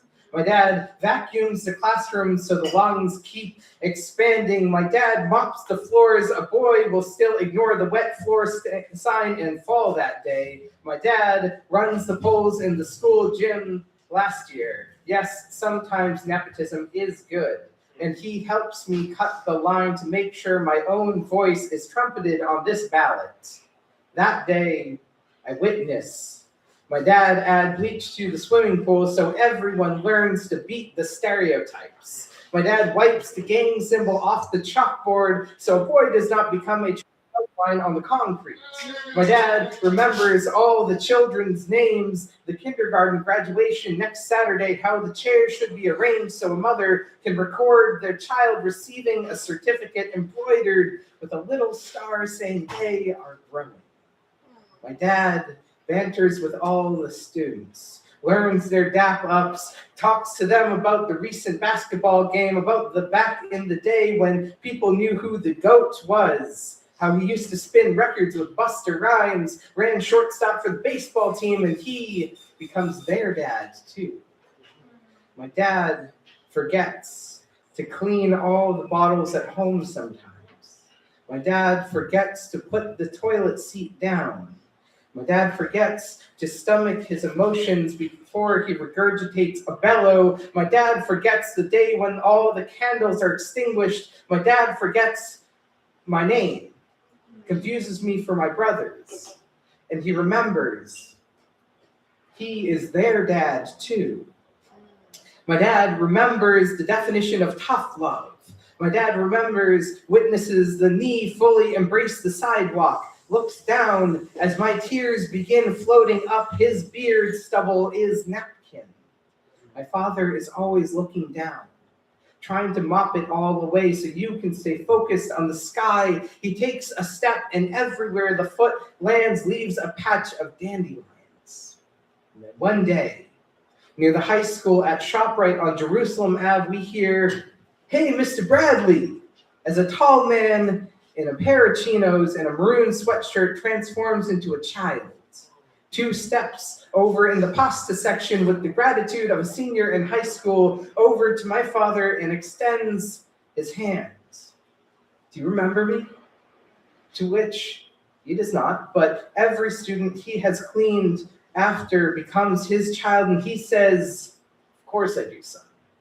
My dad tries to wipe the MS out of his brain to remember all the handshakes, remember all the smiles, remember all the graduations from 2000 to 24 he assembled. My dad barely remembers a time when childs were still good. My dad is performing custodial services on his body. My dad is a collection of forgotten services. My dad mops up the floor and the ground, absorbs his reflection as a gift. I hope you remember. I hope you remember. I hope you remember.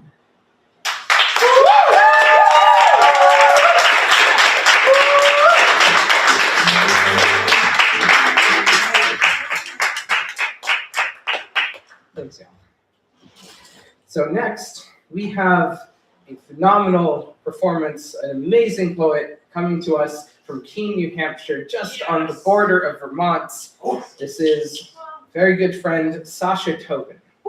Sasha Elise Tobin is a poet and an educator. She currently resides in Keene, New Hampshire. She is actively involved in the poetry and slam communities of Slam Free or Die Manchester, and here the Untitled open mic in Lowell. She was a member of the 2025 Slam Free or Die Slam Poetry team, and she is a qualifier for this year's Mill City team. Yeah! She released her first self-published book, Spiritual Cat Stash, in 2025. When she is not working on poetry, you can find Sasha reading banned books to children, drinking too much coffee, hiking, dancing, or engaging in some other whimsical venture. Please join me in welcoming to the stage Sasha Elise Tobin.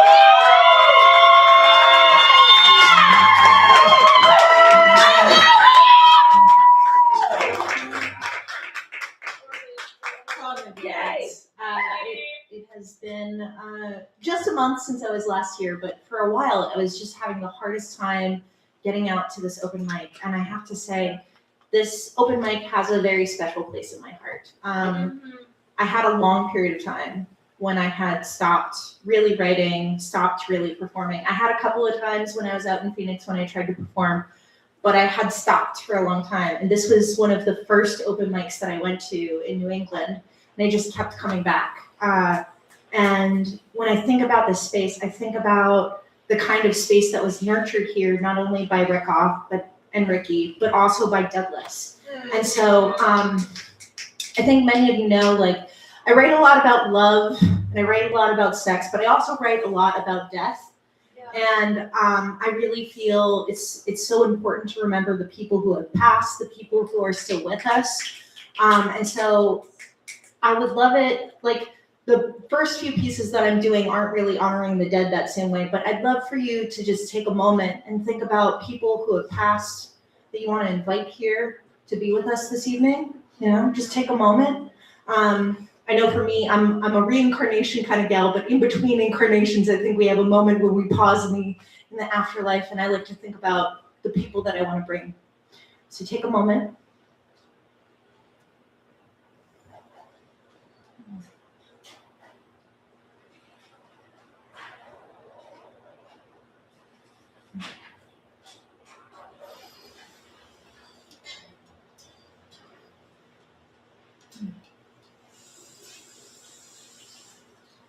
Thank you for inviting me back here.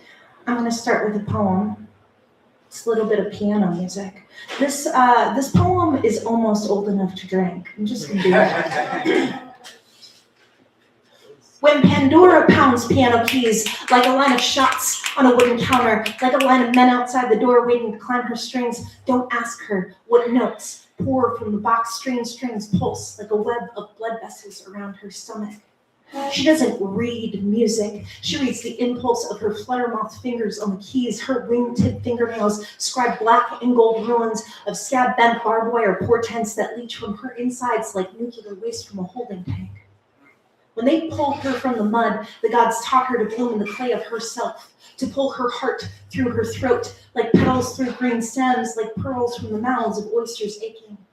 And when they were done, they gave her a cherry wood piano and a bar where soft-faced Thebians and delicate Athenians held court over their bottles, drinking wine and plucking lyres to drumbeats absent of wrinkled face worry. Pandora, she was told never to open the strings of the gods, never to open the note pitch inside her, the mallets, keys, and strings, aching notes swelling in misery. Remember that before her, misery had never set foot on the shores of humanity, like the flutter of bent white fleas on flesh. Misery had not set the smell of rotting, wrinkling, putrid, twisting into the shell of the earth. When she put her finger on that single ivory tooth, Pandora let a note combust inside her, a note like machine gun fire. The bar stools turned as she let the slope of her voice hit in bleeding cubist cut angles of a sharp-edged C, or was it a G? They never knew the difference because she never told them. In fact, she didn't know what malignance poured from her fingers, rattling dissonance between the octave shifts. She doesn't read music. She reads the impulse of her fingers on the keys, the way a bird reads the notes from the beak of her mother's call. The chords hum and flutter around the cherry wood box as though the moon lives inside the piano. And this simple tune keeps chasing anything aglow. When Pandora opens the box, the notes imprint their wings on the patrons' faces. They gather as sighs, skin around their eyes as they drink. Somehow, the sound of misery held inside each note gives a sharp soothe of hope.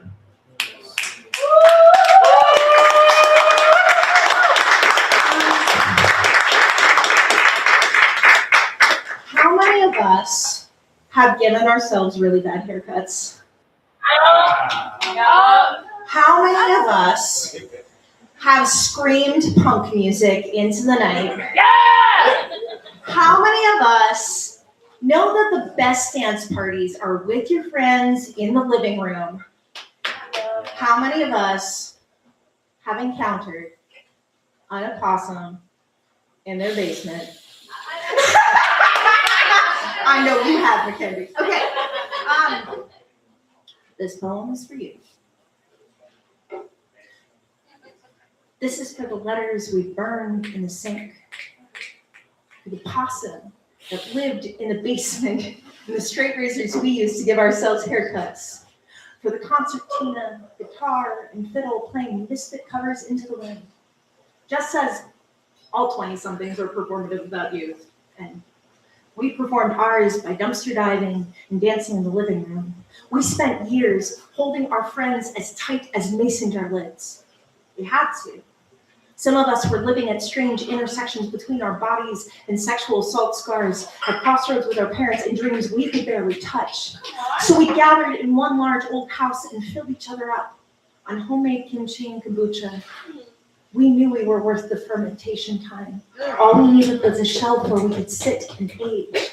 We needed people to tend to the live cultures inside us. Some days, we puppy piled on the couch, as though our bodies were breathing weighted blankets. Other days, we dressed in sequin outfits just to order coffee, the queer superhero squad, armed with Foucault and notebooks. We were prepared to dismantle capitalism with cartoons, poetry, and organic homemade jam. We were prepared to disrupt the patriarchy with funny hats and tinfoil unicorn horns. Unsurprisingly, we only saved ourselves from boredom. But if they had paid us for our whims, we could have made the world better with slow dancing.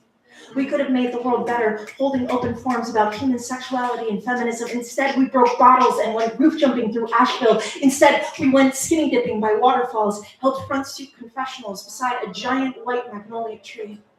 Political radicals congregated to reveal secrets, plan revolutions, and hand-roll their cigarettes beneath that sweet scent. We were looking for ourselves, but kept finding glitter in our hair. Perhaps Jess is right. Youth is performative. But this is where we learned the importance of washing the dishes, even if the floor was barely mopped. This is where we learned that shouting is unnecessary. This is about remembering song lyrics. The conflict resolution is about honoring the wild cultures inside someone without letting the whole house stink with misplaced judgments and unspoken resentments. That love is about recognizing someone's hard day, making dinner for them, lighting candles, holding their hand. I don't need to go back, but as my flesh becomes a wrinkled manuscript, I want an ode to the punk house kimchi, to the hands that wrap me up in hugs. I want to honor the cultures that gathered there and grew inside me. I want to honor the sharpened flavors that were honed. Nice.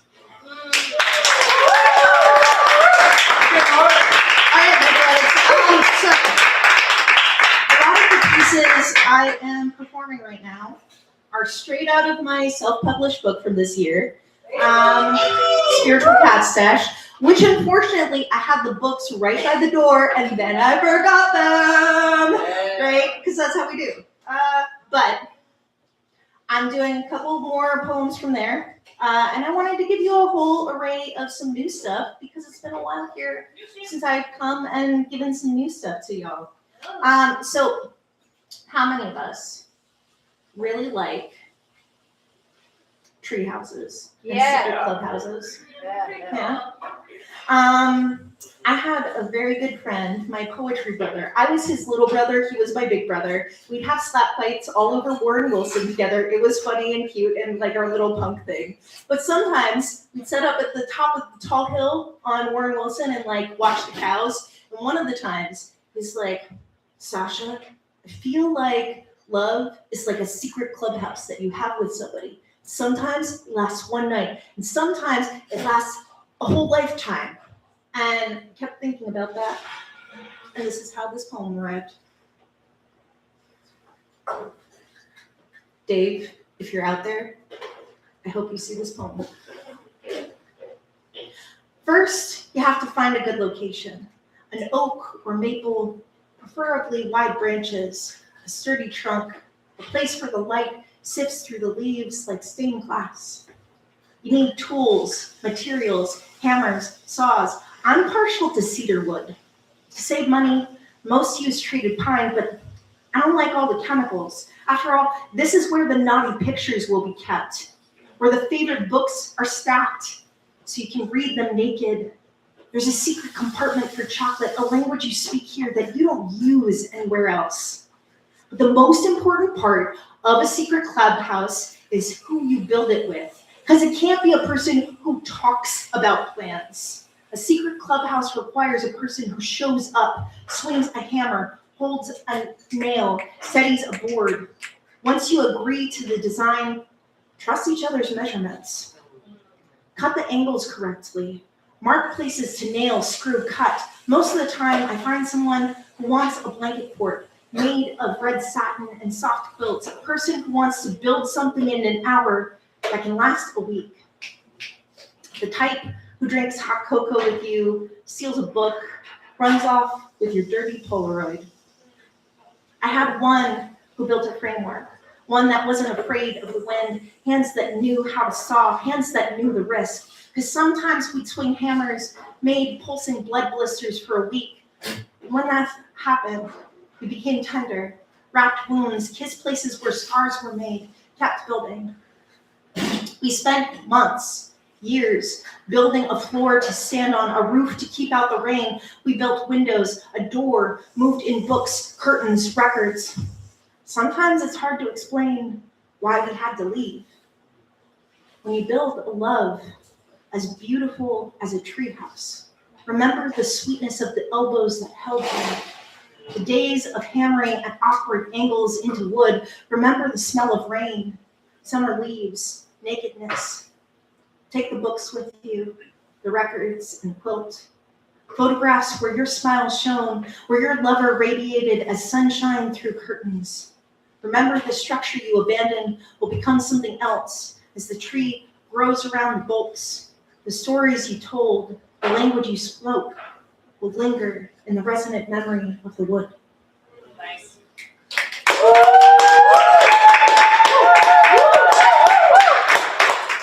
So, as Gwen pointed out, I am known for writing quite a few sexy poems, and I'm known for writing messy love poems. Yeah.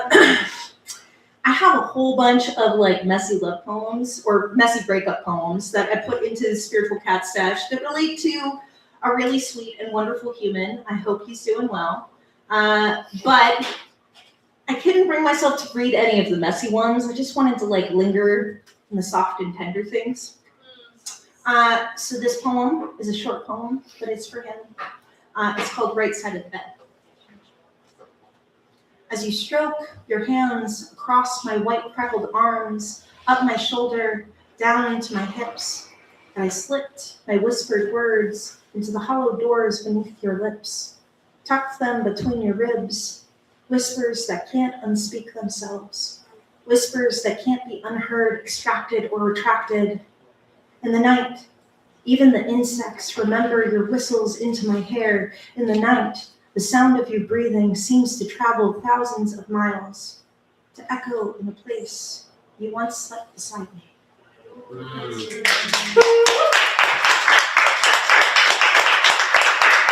right, y'all. How many of us like video games? Anyone ever play the game Spiritfarer? Yeah. You have? You know what I'm talking about? Okay, so this is a very special kind of cozy game. This is a cozy game about death. Yeah, it's some real shit. So I'm gonna read this poem that I worked on because I also have in my original collection, but I'm also working on a new manuscript. So I wrote in the original one a poem for my dad who has passed. But it's also about video games. Hot take.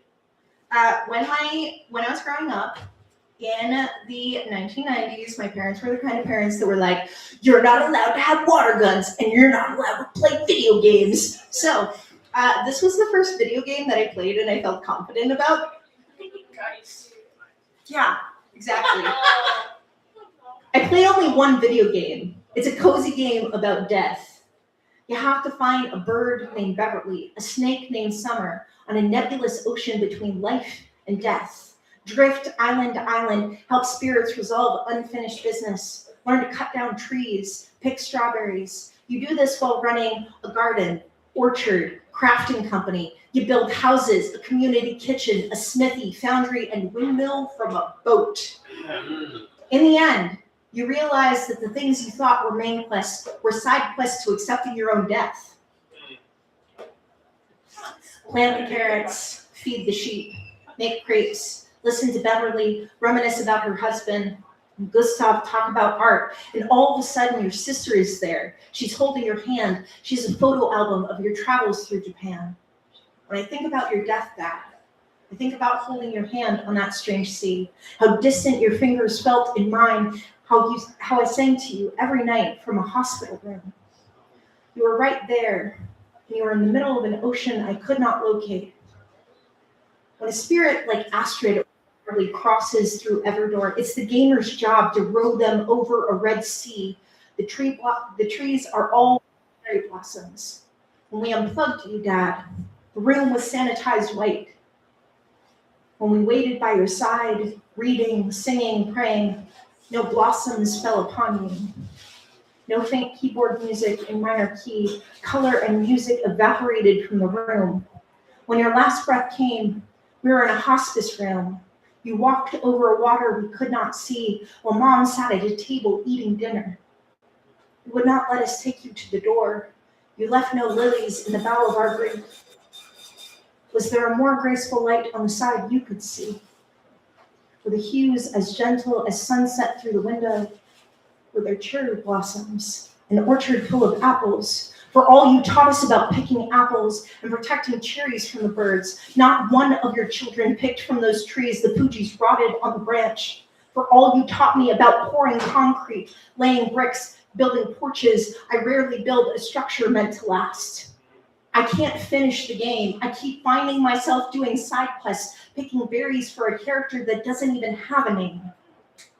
I could end this, let loved ones leave the waiting room. Instead, I visit the waters where we scattered your ashes, paddle from island to island, right when the waters are still at sunset. I keep drifting in waters between this life and the next.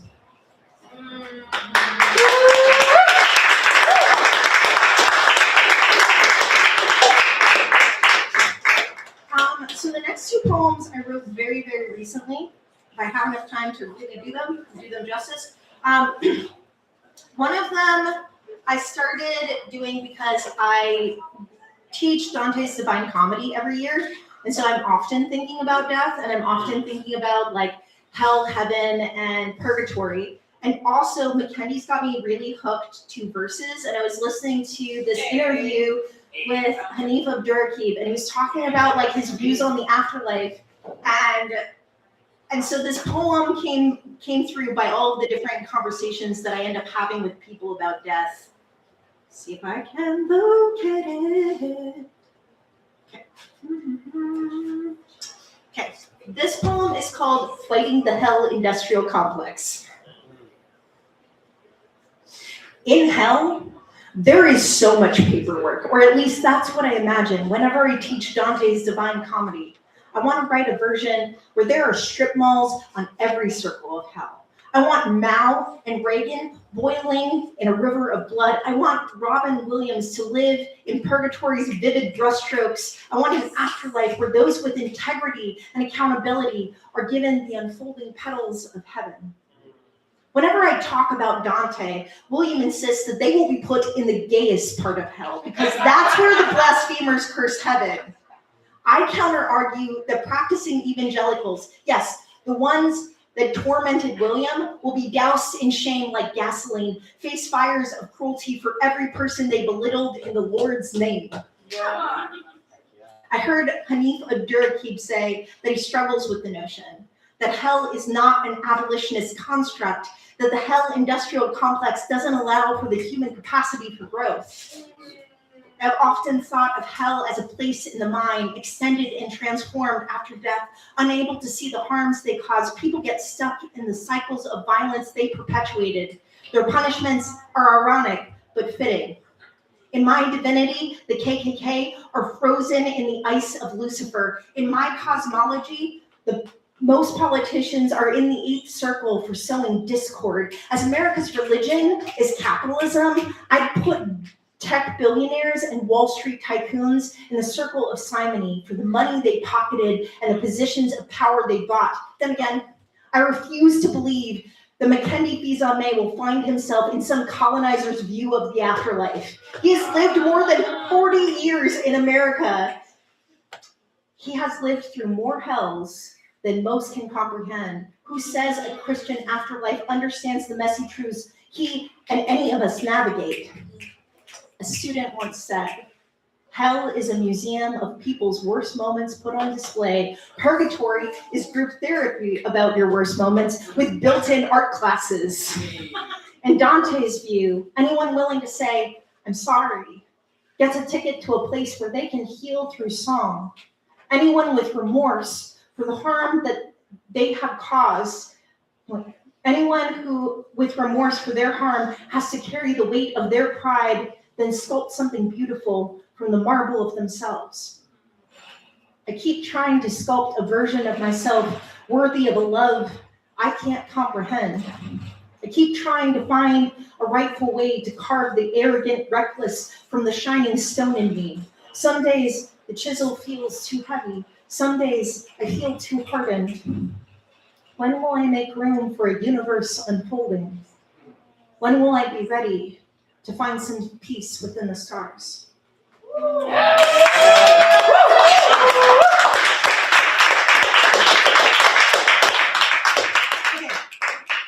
So this is a poem that I wrote recently I just started thinking about like weird obstacles that we all face and what that would look like if it was a board game. So this poem is called Copopoly.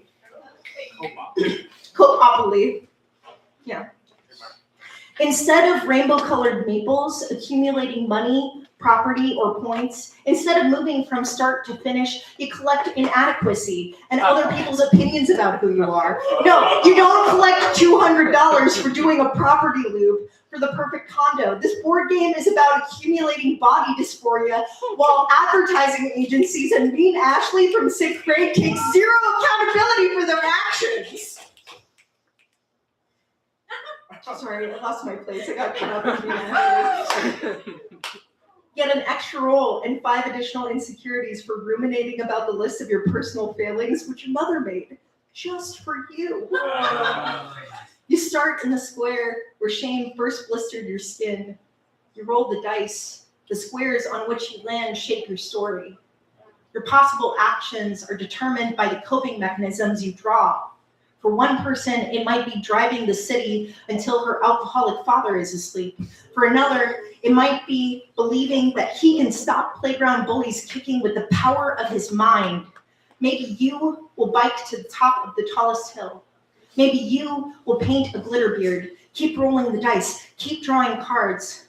But if the game never teaches you to talk about your feelings, if you never learn that your self-worth is more than other people's opinions, you will be put in some corner surrounded by your own guilt-ridden bricks, accompanied by bad coping mechanisms. You might find yourself chain smoking, stealing, blacking out, and kissing strangers. If you're lucky, you will read Kurt Vonnegut and Audre Lorde. If you're lucky, dark humor will be a shield. But that isn't how you win. Not even the people with perfect hair win the game without therapy and laughing at death. The only way to win is through the art you create in this moment in a quiet so vast, your soul is doing the Roger Rabbit to the sound of Saturn's orbit.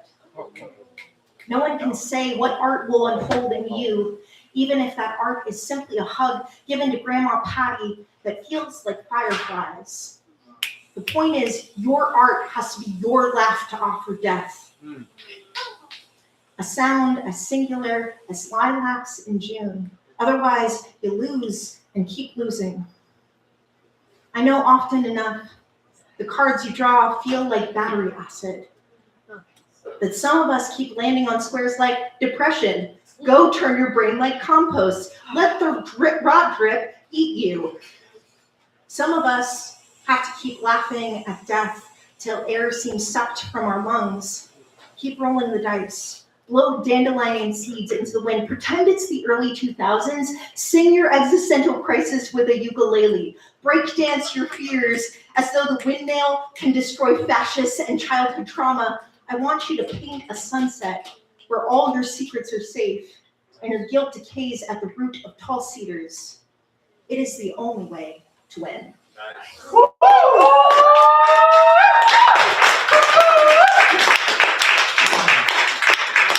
right, my loves, it's the end of the set. I'm going to sing, I'm going to perform one last poem, the last poem of the night.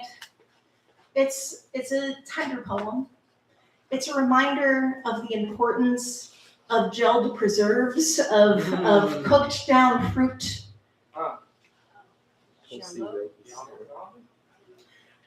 After the summer fruit is picked, peaches, heavy with the taste of sunshine, raspberries that glisten with rain, they are boiled down with sugar, each jar set and sealed to take us through the winter. And I cannot help but seal the memories that grew in the rain and sun of that wild spring and summer, sealed shut and labeled, stacked on cellar shelves of some corner inside of me. So much of this world cannot be set in vinegar or sugar to last beyond the winter. When you open the jar of my heart, full of fireflies and snow, full of mountain songs accompanied by auto harps, when you opened in me a jar full of oak trees and small rivers rolling over stones, I saw you swim in the deeper hollows. I heard you howl like a dog in mud. I heard you howl.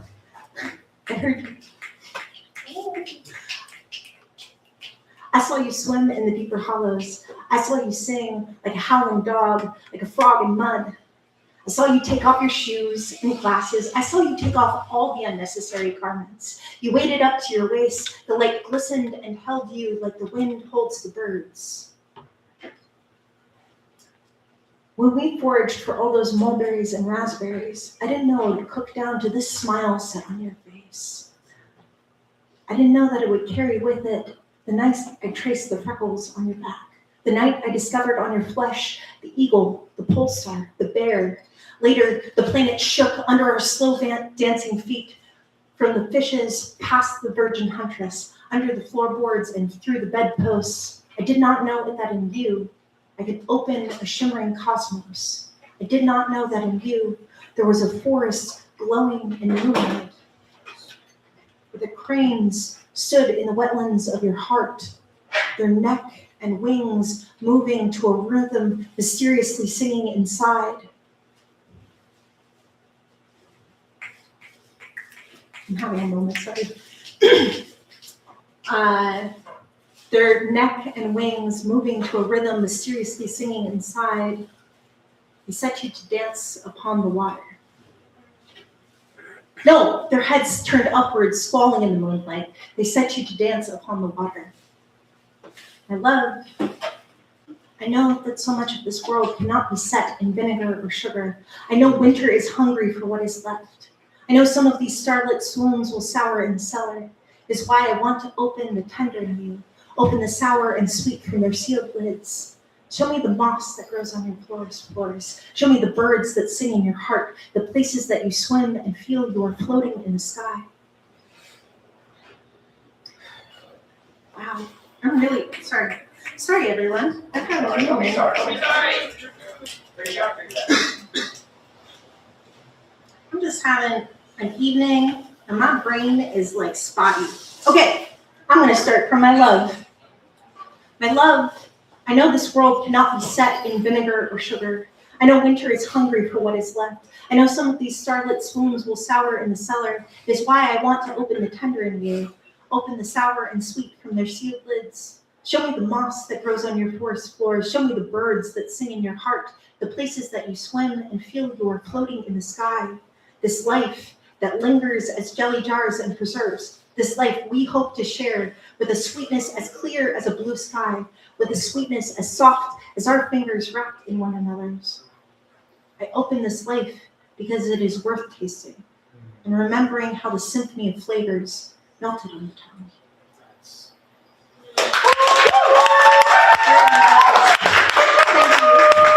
It's been such an honor. Have a fantastic evening. I hand this over to whoever else has to say your last bits and pieces.